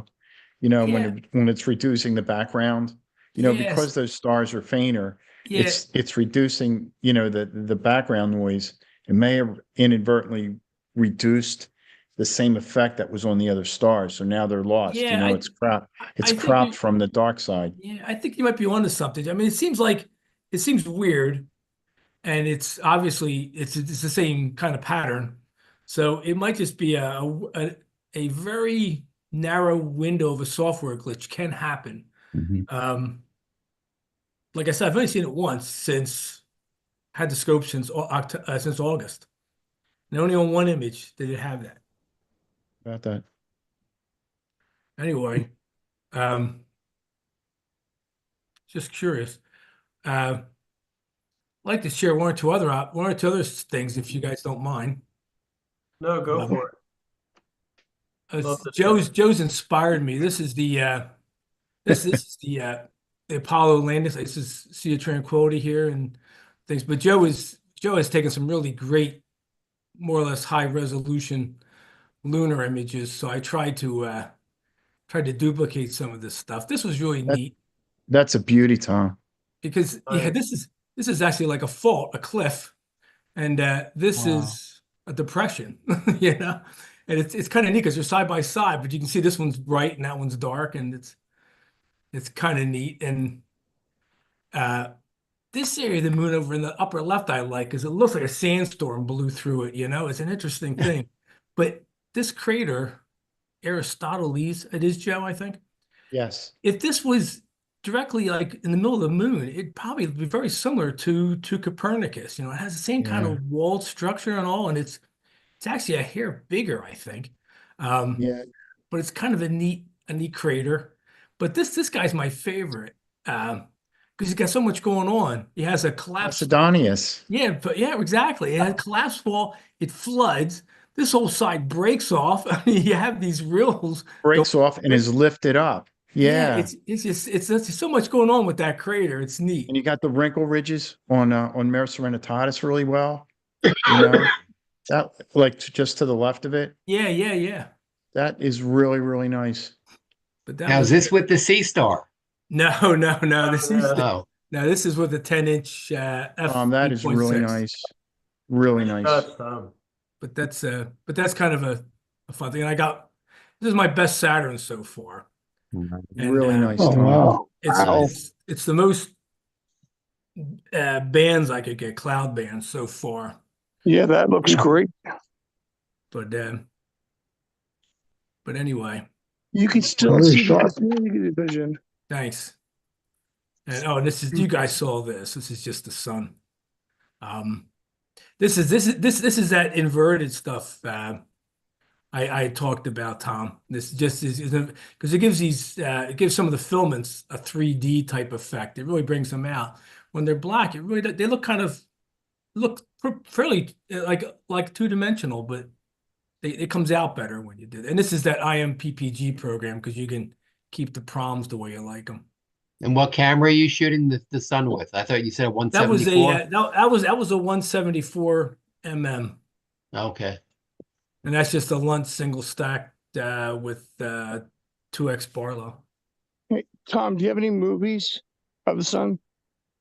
I do not. I mean, not new, but I have a few. I really want to start doing that again. Yeah, so do I. Because they're kind of fun. You need a block of time though, and I do have to during this time of year. I can't use my pedestal as long because it falls into some shade comes over, and so I have another mount though I can put behind it. I can get where the sun's above the tree for longer. I need a couple hours, and this is a pretty much straight up shot from the Sea Star. This is the night Gary we're up at Van Sant. Just finally pulled it down. Do you know Really what day nice. this was? This was Looks Tuesday the identical to 21st. some of the ones I have. The 21st? 21st, yeah, Tuesday And the you're 21st. able to see, wow, I wasn't able to see it past the 18th. Yeah, this was actually I put the Sea Star at the at the star party, the Valley Forge star party. I brought the Sea Star and just put it on the comet. And even in really bright twilight, right? I could only visually see like Saturn, Venus, and maybe a couple second magnitude stars, maybe. And I just told it to go to the comet, and I thought it had plate solving problems, but it found it, started stacking away, and so people could see that. And I brought my the Galileo scope next to it to show a 400-year progression in telescope, and people were more interested in the Galileo scope than they were the the Sea Star. That was a hit. Was it? That was a hit. Anyway, that's Very good. But they just so yeah, I guess you're right, Joe. It's probably a software glitch on that Sea Star that happens because I mean, it's obviously it isn't like Dew or anything else because it would ruin other pictures beyond it, and some stars tracked properly, other ones didn't. So just the stacking, something got goofy. It's amazing anyway. There's an awful lot going on in that. It's so amazing. It 'Cause really is. Yeah, it's online. It's subtracting darks in real time, and it does all kinds of things. It's just Was that image a single frame or a stack? what the one that has the anomaly. The anomaly, Yeah, yeah. that's a stack. That's probably. I think there were 10-second exposures, probably 5 minutes. Wasn't long because I was just trying to do a couple quick things while I was up there. I was doing a lot of visual and just kind of the Sea Star in the background, just taking pictures, Cool. I have a question I'm curious about, and it's something I was chatting with Brett before about whether or not people like look at their subs or not. And because I shoot 2-second subs, I don't look at them because I don't have time to look at 5,000 subs. But so there's the idea that some subs will have satellites, or Wayne got lucky enough to get an airplane.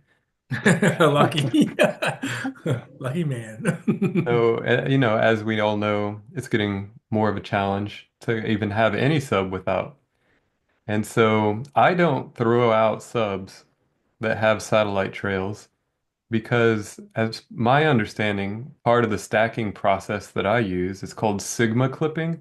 Right. Yes. So it looks at each pixel within the sub after it's registered the subs. And if sigma meaning like if it's the top 10% or the bottom 10%, it just throws those pixels out, but saves the rest of the data in the sub. Is that your guys' understanding? Yeah, Yes, you're correct in that's assuming that. Okay. yeah. I'm not When I sure was using SharpCap does that though. SharpCap, You have to well, I'm pay not for sure. it, It might SharpCat. do that, or it might just It does. You have to okay. register for that though. And you have to Because turn it on in the live stack. Yeah. okay, right. Yeah, I saw that, but I thought it just threw the frame away. But you're saying it just throws the satellite away. Just the Just throws the pixel. bad pixels. Oh wow. Yeah, that's my understanding too, is it Oh, if you have, the more that's subs, good to know. the better it can make the estimation, Hmm. to know what like a sort of random pixel value is. Exactly. You probably need at least 50 subs before it works really well, I'm guessing. But Well, with the Sigma, you need at least not 12. clipping. It's part of the stacking process. No, I think Part of the the minimum is 12, John. it's What was part of that? the pixel rejection. Yeah, I think the minimum is only like 12 subs, or no more than 20, I think, with the Nice. Sigma clipping. So I don't speak PixInsight, Gary. Is that part of the weighted batch pre-processing, that rejection? It is. You can pick what type of rejection you want to use, and there's Okay. some, uh, like just like none, Average, or you can median. do things. Yeah, but there's more robust ones. That's what I'm trying to get to. There are Mm. like ones that work if you have 50 or more frames, and they're particularly good for getting rid of things like satellite trails or even airplane. I did an experiment with some recent data just to see how it would behave. There was this really bright airplane right through the object. And usually it's just satellite trails or an airplane that's kind of like not right through it. But this was like similar to what you had, Wayne, like just super bright, Yeah. no issue whatsoever. Took it out, you'd never know it was in there. So that's one Is that advantage of the stacking yourself then. Okay. Yeah. Gary? Is that the general studentized clipping one? Yeah, I More than 50. That one works fantastic. yeah, that's one that I used. In fact, I think you turned me on to that when I had a problem with a bunch of satellite trails through M42. It was just like there were a whole bunch of them in the same path, and that one worked. There's that other one too. I'm trying to think of the name of it. I'm just opening up PixInsight so I can do the mouse over and look at it. But Yeah, I'm trying to find it too. there's that it's ES something or whatever. Hold on. Extreme. So image integration. So image.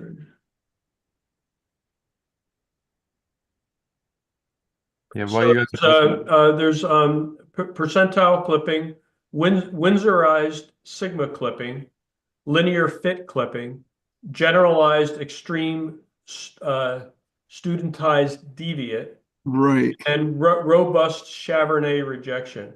That must be a new one? No, that was there since I've been using it, which is like, a year and a half now or something like that, 2 years. That's the one that I wound up using for that M42. I used to use that generalized extreme, well, I guess, Right. yeah, studentized deviant. However you pronounce that. Yeah. I think it commonly goes by ESD. Right. ESD rejection, and then the other one is the that RCR. But I tell you, I leave it on auto now. I leave it on auto. I have a lot of frames typically. I'm shooting longer now, like in the 4 or 5 hours. I shot something that was like 9 hours, which is the longest I've ever shot something. And So I can leave it on auto. I think it probably picks one of those, one of that ESD or that RCR method, a method of pixel rejection. I think for Winsorized Sigma clipping, you need like a minimum of 12. If you have less than that, then you use percentile. Let's see. Then as you increase the amount of subs, like the GESD is one, and I've never used the robust one. Yeah, it says it's actually the minimum frames is low, like the ESD, that extreme studentized deviate, that says they recommend 15 or more, even though it can work on 8 to 10 subs, which is really nothing. Mm. And that RCR, they don't really say a minimum for that. Windsorized Sigma clipping, which is what I used to use very routinely before I got involved in PixInsight. That's what I would typically use when I was doing processing using Images Plus years ago. Right. That just says it works significantly better with large sets of images, but they don't really have a minimum. I mean, Okay, so the upshot is it's very counterintuitive, but Brett, don't throw out your subs that have streaks in them. Keep them. Use pixel rejection and you'll get better overall noise because you're only rejecting pixels, not whole subs. Exactly. Yeah, it's So, not intuitive. yeah. So in and the only SharpCap, sub. John. Oh, sorry, Tom. Go ahead. No, let's say in SharpCap, John. If I turn Sigma clipping on, Mm-hmm. now if the satellite goes through and it's frame 2, Mm-hmm. I have no base to go by. Yeah. What happens in that case? It just keep because I'm live stacking, and that's It kind of messes in the up the stack. pixel bins. You need the first 10 to be clean. It Yeah, messes up okay. your And I statistics. mean, if it's as long as the first ones are clean, turn it on. Yeah. Is there any settings with that, or just turn it on? I just looked at it a second ago. I There haven't is seen that the setting setting. for like how many in the beginning where it's trying to estimate the like pixel bins, but Yeah, I know it's just a. Oh, yeah, I'll look in that further. But I've been just going through and then finding the stupid frame that did it and blowing it off. And it's been a bit of a tedious process. yeah, I Especially I originally shoot was, short subs, so I have a lot of frames. and you're Multiple actually thousand losing good frames. data when you do that because you got one streak, but 99% of the pixels are Yeah, good data. well, that's good to know. Yeah. Yeah, John, I think there's something like that in Serial. If you do it manually, if you do the stacking manually rather than a script, Mm-hmm. I think they've got some of those kind of Sigma clipping things.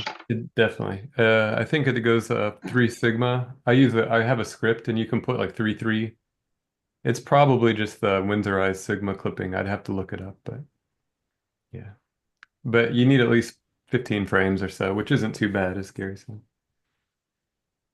The only frames I throw out are the ones where there's some motion blur or something like that, or Yeah. tracking error. I do Yeah. go through them. I do kind of blink them to just get rid of those outliers. And I have trees, as I mentioned before, so that's the other thing. I start to see stars with like brighter stars with spikes on them. That means I'm starting to get into the thin branches of the trees. So anything after that typically goes. Yeah. It's worth throwing that out. I agree. Yeah. Yeah. I don't, or if like, clouds come through, obviously, because then it starts to really you're losing all of that detail. You're basically blurring the image. It's interesting. Cyril has the ability to weight every sub based on it calculates the full width half max, which is the sharpness. Yeah. And then it also calculates the sort of like the white background, I guess. Yeah. And you can weight the frames. So the cloudier ones will be weighted lower in the final stack. Yeah, And I that's think how PixInsight is too. The that's what way I was wondering. That's probably what weighted batch does means. that. Yeah, Yeah. that's all part of it. Yeah. Okay. But the ones that are real bad, if they're marginal, I'll leave them in. But they're real bad. I mean, sometimes it goes dark, right? The clouds are Oh, sure. a Yeah, big not worth it. a Chuck it. big cloud. So why bother? Chuck it. Yeah. Yeah. Okay. Now, isn't there in PixInsight there is I can't remember what it's called, but a process where you can sort through your subs depending on, you can use full width half max, you can use, SNR. Yeah. You can sort through them that way, and then you can, I sometimes I try to sort through them that way, and then I blink them, because then you can remove the absolute worst subs, Right. right? Rather than having them, do you really want any weight of a terrible sub? Well, there are different theories on it. I mean, there's some theories saying that as long as there's signal, that there's, within some threshold, reasonable signal, that it helps. But I haven't done the experiments myself to know. I've done a little bit of experimenting with that, and I still err on the side of if it looks like it's a bad frame, I pull it out because I usually have more than enough good ones. Right. If you have like 50 subs, is one bad one worth keeping? I don't think so, but that's a personal choice. I've heard people say, leave everything in unless it's really bad. So I don't know. If I got a lot of subs, I just say automatically dump the worst 5%. So Yeah. Yeah, I think approaches like that are reasonable. You have a lot of subs, so that's that the more subs you have, the better statistical approaches work, right?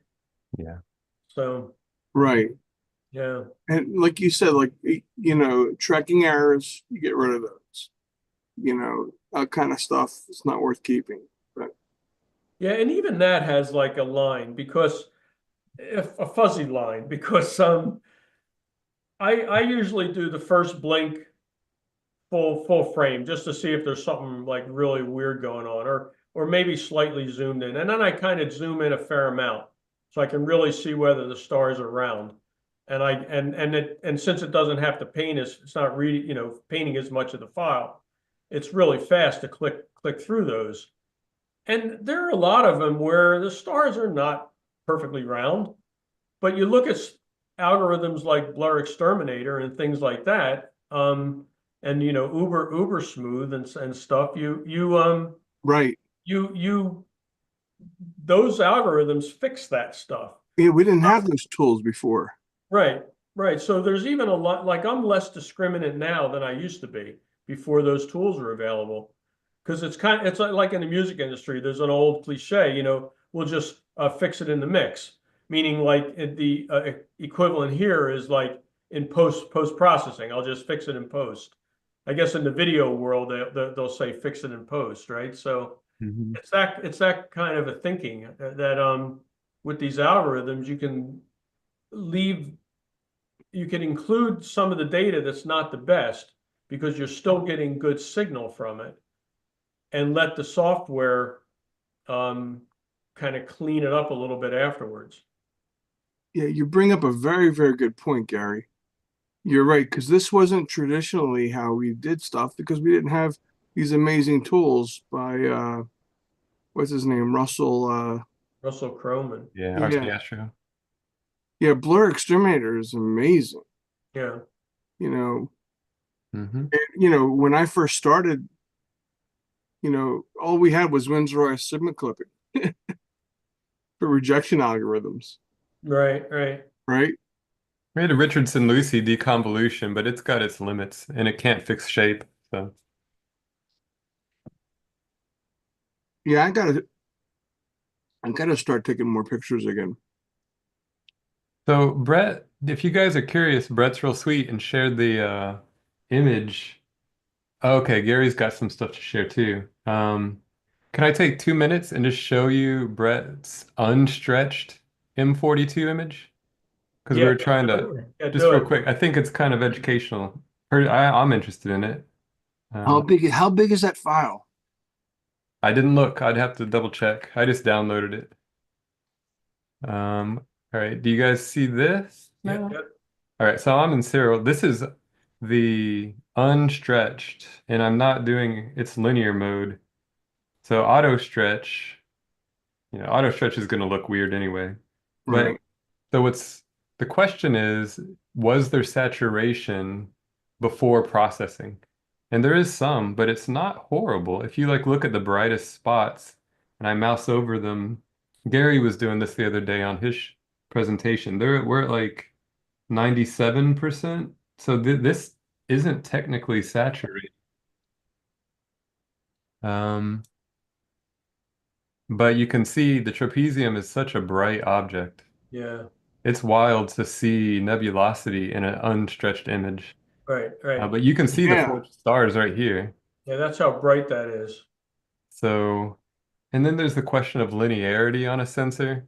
So at some point on the really high end, I honestly feel like there's some linearity issues. But I that's a think so little, too. Yeah, I think so too. I think if it gets too close to the top, it's yeah. really hard to, like, the difference between it being saturated and not doesn't matter that much. Right. Because Yep. It's Right. it's so So close, it might as well be saturated. exactly. Okay, good. That I was curious about that. That was just Yeah. my observations. Yeah, So that's kind of how I think of it. it looks like you could possibly process this with a lot of highlight protection and keep a little bit more of this without blowing this out. That's just my hunch. I don't know what everyone else would say. I think if you decrease the exposure by 60 seconds to 120, you can do it all in one shot. Yeah, I'm just thinking of the existing data here. I feel like it's possible to do a stretch with a little bit preserving a little bit in there. But Yeah, I think you could. You I have a think mask you can put over top? right, you could mask it or almost do like two stretches.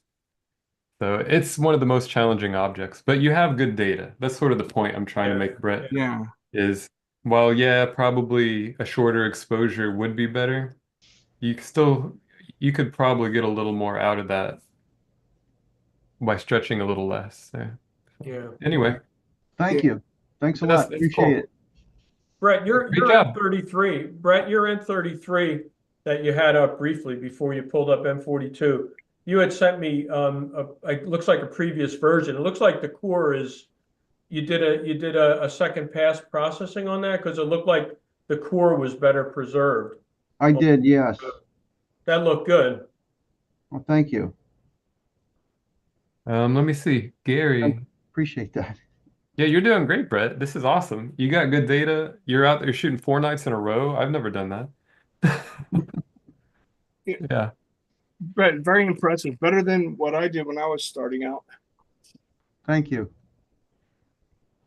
So I have a few shots from Cherry Springs in September that I processed back then because I was anxious. These were except for the comet picture, these were shot with my C9 1/4 and the little color one-shot 533 camera. So let me do this. Oh, that looks great. So this is M16. It was, it was setting kind of quickly, so I shot this earlier in the night. And let's see what I have on that. Nice and sharp. Yeah, I want to do this. So contrasty. I like it. Mm-hmm. Thank you. Thank you. How many subs is that, Gary? That's what I'm trying to get to. Hold on, I need to just collapse this first. Go away. Unfortunately, okay, here we go. The how come oh, here it is. The panel of people was over the mouse, over the control. So it's so that was 2 hours and 38 minutes. It's 79 2-minute subs shot from a dark location. Well, the next one is M27. This was shot from both Cherry Springs and here. So I did about 2 hours worth of data at Cherry Springs, and then I did about 5 hours worth of data in my backyard and then combined them. They were all 5-minute exposures. And this is with the L quad. Both of these were, in fact, all of these shots are with that L quad filter. So this is 7 hours and 15 minutes worth of data. And I was doing a bit of an experiment with really long subs on this, especially with the with the dark sky sight, to see about pulling out more of this really faint stuff that's on the outer part of the dumbbell. So you can see it's just really starting to come out. Yeah. That outer shell. So with if I had more data, like especially dark sky data, I think that would come out even more. But maybe I'll add to it in the future. How long? 5 minutes? So? Yeah, like really long. You didn't. That's a bright object, so it didn't I blow know. out the middle. I know, and I wasn't clipped. That's awesome.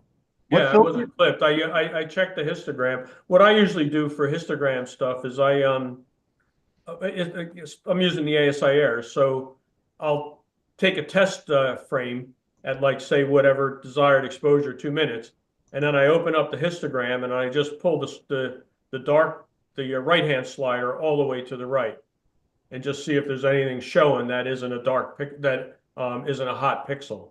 Mm-hmm. And if I'm not showing anything, that means that I am not saturated anywhere. You can just open up that histogram and then look at it. Gary, what filter was that? What's that? What filter? It's that L quad filter. Is it Antlia or the Antlia? The Antlia quad? No, I don't know what word. Optilong? Optilong?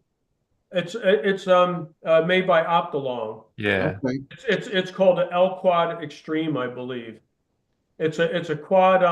It's meant for more like a white. If you wanted to take full spectrum, not obviously it's a filter, so it's not full spectrum. But if you wanted to take the equivalent of like white light images. I just dropped the link in there. Yeah, it works quite well. I've been really happy with it. Like when I shot with my TV85 up there, I didn't have any filter in it. I just had a clear glass. So I didn't have any filter for that other than the built-in IR suppression.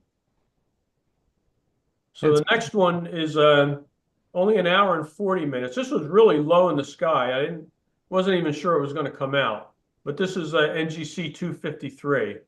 This was up at Cherry Springs. This is 25-minute exposures. So 20 exposures, 5 minutes each. That's amazing structure. That is very nice. And there's a fair amount I'm really glad that I was able to get something, because it was so low in the sky. I wasn't really sure I was going to get anything. But there's nice structure in there. I've only looked at this visually in the past. This is like a really neat thing to look at, because you can see some of that dark structure in this through the telescope, but I've never imaged it. And Dave Mitski was set up near where I was at the Big Dipper, and he had it in a scope, and he said, "Gary, do you want to take a look at it?" And I ran over and looked at it, and I thought, oh, I kind of forgot how cool this was. So it was well positioned, like kind of just above the trees. So I swung over the 9 1/4 right at the end of the night. We were getting ready to kind of pack it in. And I let it run for about an hour and 45 minutes. I had to throw out a couple frames. I think some of the branches from the pine trees came into it. This is the iris. This was also shot at Cherry Springs. And this is one that I've shot before, but I only did it for like an hour, hour and a half, 2 hours from my backyard. And you could get all this stuff, this core, but I wanted to get that. There's a lot of dark, cloud structure in this. So I shot it up at Cherry Springs. This is for 6 hours and 12 minutes. I shot this over the course. I did like 2 hours a night over 3 nights. I really like that. That is very cool. Wild, like how dark those dark areas are. Six I hours, know. like no light coming through at all. Yeah, there's like nothing. Like there's no star field, and you can see that there's a pretty big star field behind it. Yeah, This was tricky to process to not blow out this core. that is very bright. Core is really bright. How long were the Um, exposures? These were 3-minute subs because the core was so bright. If I went above 3 minutes, I was going to saturate the sensor. I didn't want to do. I did that same histogram thing. That's impressive. Yeah. Very, very cool. Very nice. Thank you. It's upside down though. I guess Doesn't it really matter? I'm just teasing you, Gary. I don't know. I don't know. Maybe I'll ask Tracy. She knows. She knows about flowers. I love it. And this was a one that I shot in my backyard. So this was the predominant is NGC 7331, but this one's a really cool one because it's got these little satellite galaxies. It almost looks like a big spaceship coming in with little spaceships behind it. It just has a neat look to me. I like it. Looks like there's fingers on the left side coming out. Maybe, yeah. Yeah, like 3 fingers. There's something on the right. It's not Stephen's quintet's real close to this. Here? Yeah, is that part of that? I Yeah. don't know. They're to the lower left, but not in that frame. Okay. Wayne was doing this recently, I think. Yeah. It is okay. So this is these are 5-minute subs from my backyard with that L quad. And there's 4 hours, there's 53 of them, so 4 hours and 25 minutes. And then this last one, Oh, my favorite. from the 9 1/4 is the bubble, obviously. And this was 2 hours and 20 minutes. Shot at Cherry Springs. This is also 5-minute subs. There was no saturation. This guy was right on the edge of saturating it at that. What's the focal ratio of this setup? It's about 1540 Oh, millimeters. I'm sorry, the F. Oh, 6.7. It winds up netting out to. It's 6.7. it's a 6.3 reducer, but it winds up being more like 6.7. So that's partly why you can do longer subs without saturating, I'm guessing. 'Cause I'm shooting at f4, so. Oh yeah. Compared to f4, but not compared to the native of this is f10. Right. Go even longer. Yeah. It makes a big difference. Yeah. Yeah, my other scope is 5.6 f ratio, so I have to be more sensitive to not go long on that. So your guiding's really good, I gotta say. Thank you. Yeah, I typically can get sub arc second guiding RMS. I usually run in the maybe like 0.6, 0.7, something like that. Yeah, nice. Oh, I never get that good. What do you average on the your AM5 mount, Gary? I tell you, similar, Brett. Even a little better some nights. I'm usually sometimes like 0.6, 0.5. You can't put this scope on your AM5 though, can you? You can. I haven't done it, and I don't plan to. I use the SEM 40. I have the Ioptron SEM 40 that I use for that. And then this is from Hickory Run. Tracy and I went up there on it was the Saturday. What was that? Like the 11th or something? Forget when the Saturday was. No, not the 11th. The 19th. I'm thinking. Hold on. The 19th.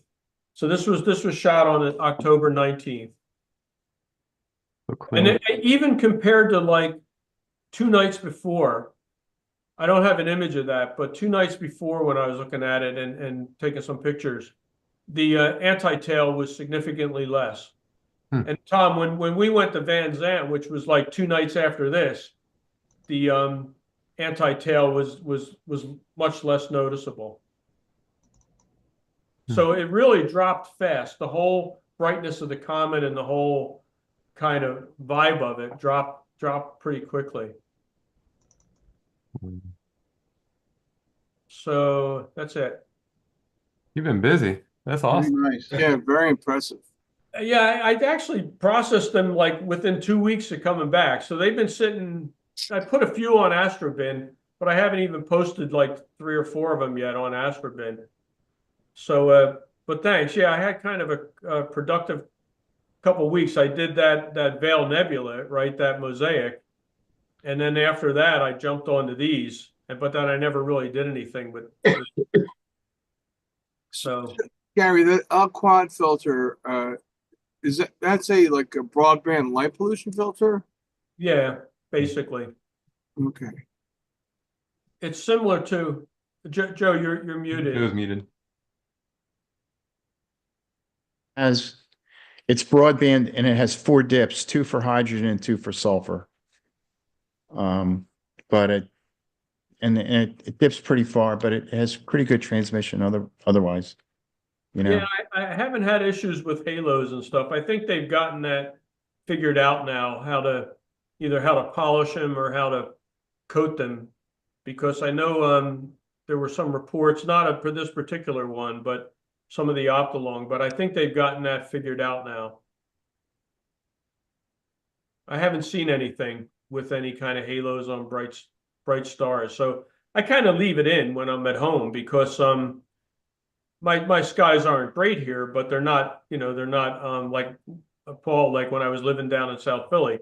So I kind of leave it on, and a lot of times with the TV85, I shoot with that dual band, that IDAS, that NBZ filter, like especially if I'm shooting nebulosity.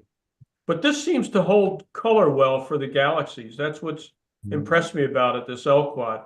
I used to have IDAS Hutech made a they were called LPS filters, and there were different curves that you could buy. There was a 2 and there was a 1 and there was, and I used to use that for years, but it always threw like this greenish blue color cast to galaxies, and this L quad seems to be better in that respect. No, it doesn't change your exposure at all, right? I mean, theoretically it would, because it is cutting a lot of that like the noise when John was talking about estimating that kind of electron noise. It would be limiting the band significantly in that equation. So from that respect, it could make a difference in terms of calculating your max. It would make a difference in terms of calculating your maximum exposure. But in terms of the objects itself, it's tuned to kind of let through the meaningful information for a broad spectrum of objects like galaxies and things like that. So you can see even with M16, it worked well for that too, where it's mostly, mostly hydrogen nebulosity. Right. So if you're typically, let's say, shooting something for 3 minutes, will you have to increase to like 5 minutes if you're using this filter? Or? I don't. I just kind of look. I just base it on kind of the light pollution in the area. Okay. And again, I never shoot 5 minutes at home other than these shots. This was an experiment to see if I wasn't saturated, what would happen. Right. I usually only shoot my maximum typically at home is 2 minutes, especially with my wide field. With the TV85 is shooting at f5.6. This isn't that different as 6.7, but Gary, you have the Optolong 2 L quad or the regular Optolong L quad? I don't know what you mean. There's two of them. One's Optolong 2 L quad, and then there's an Optolong L quad, and they're both the same price. And I just basically Googled it, and I was surprised to see 2 of them. Yeah, they might have come out with another one. I bought this a while ago, so I'm guessing it's just a plain. I don't remember a 2 being in it. I wonder if the 2 is like if you're using the Hyperstar and you're shooting at f2. It's possible. Some of the filters. It's possible they might have a real fast focal ratio version. That's common for these kind of filters because that the angle of that light coming in will change those band limits. Okay. Yeah, that's a good point. Maybe it's that. All right. Well, I'll inquire further. Bill, there's a link that John posted on the chat. If you want to click on it, it takes you right to the filter. I'm not sure if that's exact one he has now. Now that you mentioned if there's two. Yeah, you had the L Quad enhance, right? Yeah, it was the first one. And I'm looking at the website. It Yeah. says 2023 new That's the right link. L quad enhanced filter L-QEF. That's the one I bought. Right. Okay, I'll make I that bought it copy. shortly after it came out. It got really good reviews. I bought it probably 2-3 months after it came out. Yeah. It's got mercury, oxygen, sodium.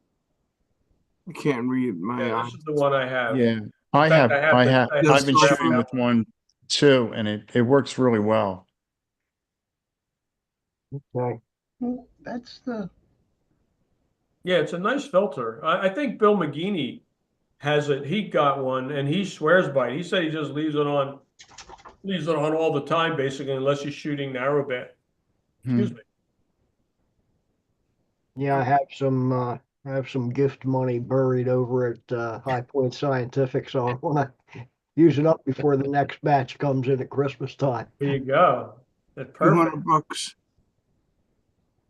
Perfect opportunity. We're technically at time, but I'd hang around for a little bit if I don't have you. I haven't seen Stan in a while. You've been imaging. I know you got off to a good start not long ago. Or hold on, you're muted, Stan. I haven't done a whole lot lately. I've been mostly playing with my Sea Star. And so what I noticed with it was I I took about a 16-minute image with the Sea Star, the comet. And of course, you can see the comet head moves during that time frame. And that was where I started seeing the stars that Tom mentioned, kind of a little arc, or really they looked like they were sort of just, it didn't look like it was tracking very well. And yeah, I wasn't displeased with the image, but I really wanted to see, get the comet head nice and tight. And I took all the images out and tried stacking it in using Cyril, that little macro they have. And I did not, I don't know, Cyril vexes me. I don't seem to have a lot of luck with that. But I got to thinking later, that I thought, I watched Queeve the Lazy Geek, and he was doing the mosaics of M31. And he said, well, I don't keep the individual frames. I just let the software and the C Star stack it. It's just, I can do it manually and stitch them all together, similar to what Gary did. He said, this is a lot of work. And I didn't feel like he said, if I do that, then I can no longer call myself the lazy geek. So, when he said that, I thought, I wonder if I could just use the stacking routine in the C Star, and I'll be damned if that didn't work. I got a nice, clean comet head. I don't know exactly how it's doing it, but I discovered something it turned out pretty well. Yeah, I discovered with the Sea Star, I had my mine up on the roof of my shop so that I could get pretty close to the horizon. And what I did is I shifted the position in the sky chart within the Sea Star. And in other words, it wasn't perfectly centered. I wanted to get as much tail as I could, so I had the head of the comet down towards the lower right-hand corner, and the rest of the tail was going up towards the top left-hand corner. When the comet was centered, it was tracking the comet. When the comet was off-centered and I had it, lower in the field of view, it was tracking the stars. So after about 2 minutes, I started seeing in one image where the stars were starting to trail, and in the other image, I saw the stars were nice and round, but the comet head was growing. So when you shift positions within the Sea Star with a fast mover like that, you're going to get two different kinds of images. Yeah. But I did them about 10 minutes apart. And it was kind of an experiment, but so I saw what was going on. Yeah. Nice. Do you have that image, Stan, that you were Yeah. talking Yeah. about? In fact, I could Yeah, we show, should go. I I got can you. show both of them to you real fast. Yeah, Okay, I'd love to see you're that. ready to go. All right. Let's see. I'm curious if you zoom in on the head, since you were kind of focused on that, because one thing I know, I forgot to mention it when I showed that comet image, but from a dark sky, like from Ricketts Glen, but I mean from a Hickory Run, I meant, is Uh-huh. that there were layers, there were kind of layers in that coma of the head of the comet. I'm curious to see if you have that, if you can see any of that phenomenon. Can you see the Yeah. Yeah. Yeah, yeah. you And can see so the movement. you could really see the movement. Now I'm not sure, Gary, if it's showing what you were looking for. Stan, can you go through each individual sub or no? No, not now. Okay. What time span is this, Stan? This was a 16-minute exposure on let's see, you know what? Yeah, October 16th. 16th looks like. Yeah. Wow. Yeah, that's significant movement. So that was a 16-minute exposure. Yeah, it was moving fast. I think that was an 11. I took this one following that for 11 minutes. And I had taken one earlier that was I think the first one I shot just to see, I just wanted to see if I could get it. Yeah. And that was 1 minute exposure. But then I'll show you the 16-minute exposure. I think I stacked the 11-minute first, and that was the C star stack of the 11-minute image, which I thought was It put them together. Yeah, I thought zoom it in did a on that pretty a good little job more. putting it together. It did, yeah. Zoom in on that a tiny bit more. See if there's any of those boundaries in there. It looks like I almost see another something right in there, but I don't know if my With the eyes front, should tell me or not. the Yeah, it front, might not show you it. can see a sharp edge. Yeah, On the like right here. no, Right no, here. on the very front, Yeah, yeah. right there. Yeah. Yeah. And that was the That did a 11-minute great job. image, and then the 16-minute image. Well, your anti-tail came out Quite nice. as good, but it was pretty good, and you can really see the anti-tail with that. Oh, yeah. Yeah. It's really I thought I was really excited to see that. Well, I can't believe this is from the Sea Star. Yeah, and this was just the software, the stacking software in the C Star itself. I mean, I just thought, you know what, I'm going to give that a try, and That's I great. was pleasantly surprised with how well it worked. The other thing with this, I noticed with the comet pictures is if you look at the kind of the lightness on the left of the image, Yeah, it was really distinct. At first, I wasn't sure if that was some, kind of a sky gradient or something, but I've looked at a few nights of images that I took, and it's consistent. There's more mass coming off on that side of the it would be like the left side of the anti-tail and the tail. yeah. Interesting. Did Yeah. you see that with yours, Tom? You took a number of images. Yeah, it does. Even in the very beginning, the very first pictures back in May, it had kind of a candy cane hook to it almost, It was yeah, it's some way it wants to come out. It was coming out one side Yeah. more. And I want to say, let's see, this was the 16th. This one may have been, no, they were both on the 16th. I didn't take my Sea Star up there the first night I went. Let's look at your moon. I'm sorry? Let's look at the moon picture. Oh, you like my moon picture? Let's take a look. That's a Sea Star too. Wow. It's a Sea Star. Yep. That's impressive. Can you zoom in on that? Yeah. Impressive. I was trying to get, this was the quarter moon, and I was wanting to see if I could get the lunar X and the lunar V, and I think it happened at like 2 p.m. That day. And so I wasn't able to get it this time. I was just curious if the sea star would pick it up, and I believe it would. I mean, I bet it this would. was Yeah, this was zoomed in on the 2x, so you can on the moon you can do 2x, 4x. You can also do that with the sun. The 1x shot, which I think is actually the has the I think this one probably shows up the best looking detail. But I will also tell you too that the seeing that night was pretty bad. You can tell, you can watch it. You can just watch the image. It looks like it's swimming on your iPad. And is this on the Sea Star? This is done in like sort of a video mode, the way you would shoot lunar?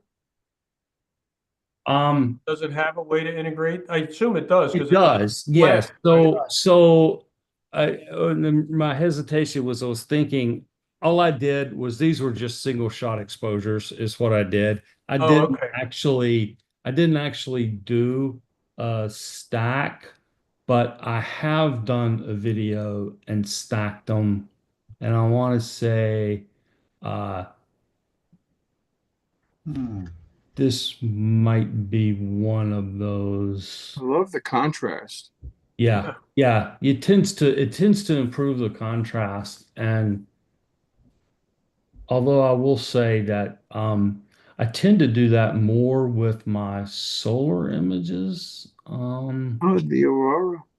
Yeah, I got really lucky here the night of the aurora.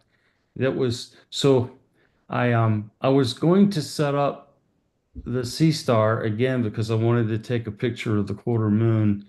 And I'm setting it up, and there was a firmware update, so I had to go through that. Oh, And of then course. once it got done with the firmware update, well, then the thing says, "Oh, I'm not level," and then it comes back after I leveled it and says, "Well, and I always set it in the same spot in my yard, and then it comes back and it says, "Well, I need to be calibrated," so I have Oh, to spin gee. the damn thing around. I have to, so now I'm ill. And I've got it, down, and I look out at the sky, and I'm like, really? This is like we'd seen a lot more development in the Collegeville area, and my first thought was, damn, get more light pollution. But then I'm looking at it and I'm going, but it's usually not red.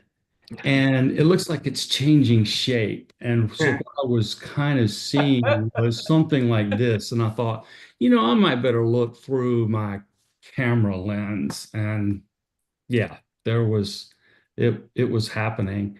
And I got all my neighbors out. It was a blast. We had an absolute blast. And we were completely surrounded. It was on all sides. These initial shots were looking northeast. But then in just a few minutes, looking almost directly east, we got the nice reds into the blues and the greens. And then it literally, shifted around, and this is looking southwest now. Yeah, like we were deep And into it. yeah, yeah. That's great. And I even got like this Rainbow. rainbow effect, which I I didn't I'd never seen that in a picture or anything. I was just blown away with that. And then this is probably the one I like the most, even though it's just a solid, The big, pixel. I got the Big Dipper here yeah. through it, and I was, it was one of those things you don't notice at first until you're looking at the picture a little later, and you're like, oh wow, look at No, that. you get the whole thing now. Yeah, I got the whole thing. That's And great. I didn't know it was there when I was actually taking the shot.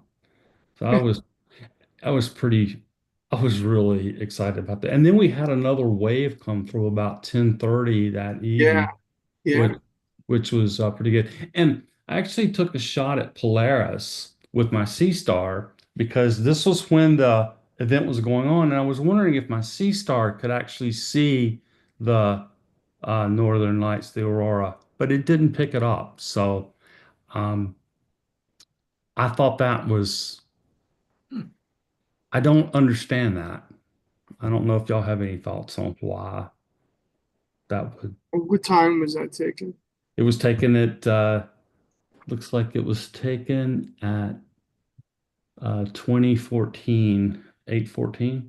Yeah, but It then was literally taken at the same time I was I shooting. got an idea. Shots. Yeah, you do? Is it automatically processed? Yeah. It's Bah, probably yeah. doing background subtraction, It there probably, you go. yeah, maybe some color balance, auto. could be. That's just a hunch. I don't know. No, you're right, John. I think that might be right. And this was the moon, that started all this. I did, I'm out there and I'm like, oh yeah, I was taking a picture of the moon. So there it is. You know, your picture picked up a lot of the blue in the Sea of Tranquility Oh from yeah. Yeah. from the high titanium lava flows. See the Mhm. blue? Yep. Wow, you picked that up great. Yeah. Yeah. It looks like that would work great with that technique you used, Joe, that, kind of to make the colors real exaggerated to show the mineral moon. Yeah, but I had to work to do it. Like he just Now it's I was pulling my automatic. hair out to do that, and he just did it, you know? That's pretty cool. Yeah. That's pretty cool. Very neat. I can let me John, just give me the share for 1 minute. I want to show that Comet core thing because whoever's taken some close-ups, I'm wondering if You're up now, Gary. okay. I just Thanks, take a minute. I know we're getting late here, so I'll just take a minute. So let me bring it. So make it full screen. This is what I'm talking about. I thought at first it was like processing gradients, but I don't believe it is. You can see it's or like almost you can see sort of these boundary layers. Yeah. Is that Very noticeable? noticeable. It's a bow shock. I don't know. I mean, I'm not sure if it's real. I almost was going to put it into like kind of like a wavelet processing to really just see what's there, what that shape is, if it makes sense or if it's some kind of a processing artifact. Did you compare this with anybody on Astroban or any? I really haven't. I've been away, so I just got back and Let's take a look. processed this right before I went away, and then I didn't bring my laptop with me, so I really haven't. I'm gonna look right now. I don't think it's an unusual. Good. I know I have some other Comet pictures in the past where there's these kind of like Hoods. I don't want to call it a shockwave, but almost something like a shockwave looking thing. Comet Hale Bopp had a series of hoods. You could see even through a telescope, you would see 3, 4 hoods. How do you spell this? Because even if you zoom in, it isn't a gradient. It's you can see like a boundary here, Yeah. a boundary And there, a arced. boundary there, a boundary Yeah, there. And yeah. it's arced, you know? Yeah, so it must be I'm guessing it's part of the kind of structure of it. You can see some of the lines in the tail. Yeah, you can. You can see some of those like flow lines. I might bring it into something to do a little sharpening, just to kind of see what the shape is, if it looks like it's something physical. Anyway, that's it. What's the name of this comet? How do you spell it? Tuckshushin. This is TST. Oh, I have it right. I probably have it on the thing. No, I don't have it. I'm looking at someone on Aspen, Gary, SHAN. and they have the same thing. I just threw it in the chat. Oh, there you go. Thanks. I want to get rid of this. There we go. When in doubt, escape. Very cool. Anyway. All right. What have you been doing, Wayne? I know we're at time, but I'm Not as much. I mean, I tried to get Andromeda with a wider field of view, trying different combinations of focal reducers, and I've decided the answer is give up with that telescope if I want to get anything bigger. Use buy a new yeah, telescope. That's always SLR. the answer. Yeah, the answer is aim at smaller objects. That's the answer. Or do a mosaic, one of those two. Right, right. So that's what I did most recently. So one of these days, I'll probably, now that the weather's cooler, I may go out and do solar photography again. I kind of got away from that for a while, and because partly I don't like doing that in the heat of the summer. You're out there in the sun roasting while you're getting images, so you can't get in the shade. No. That'd be a good trick. Yeah. Yeah, so that's what I've been tried last.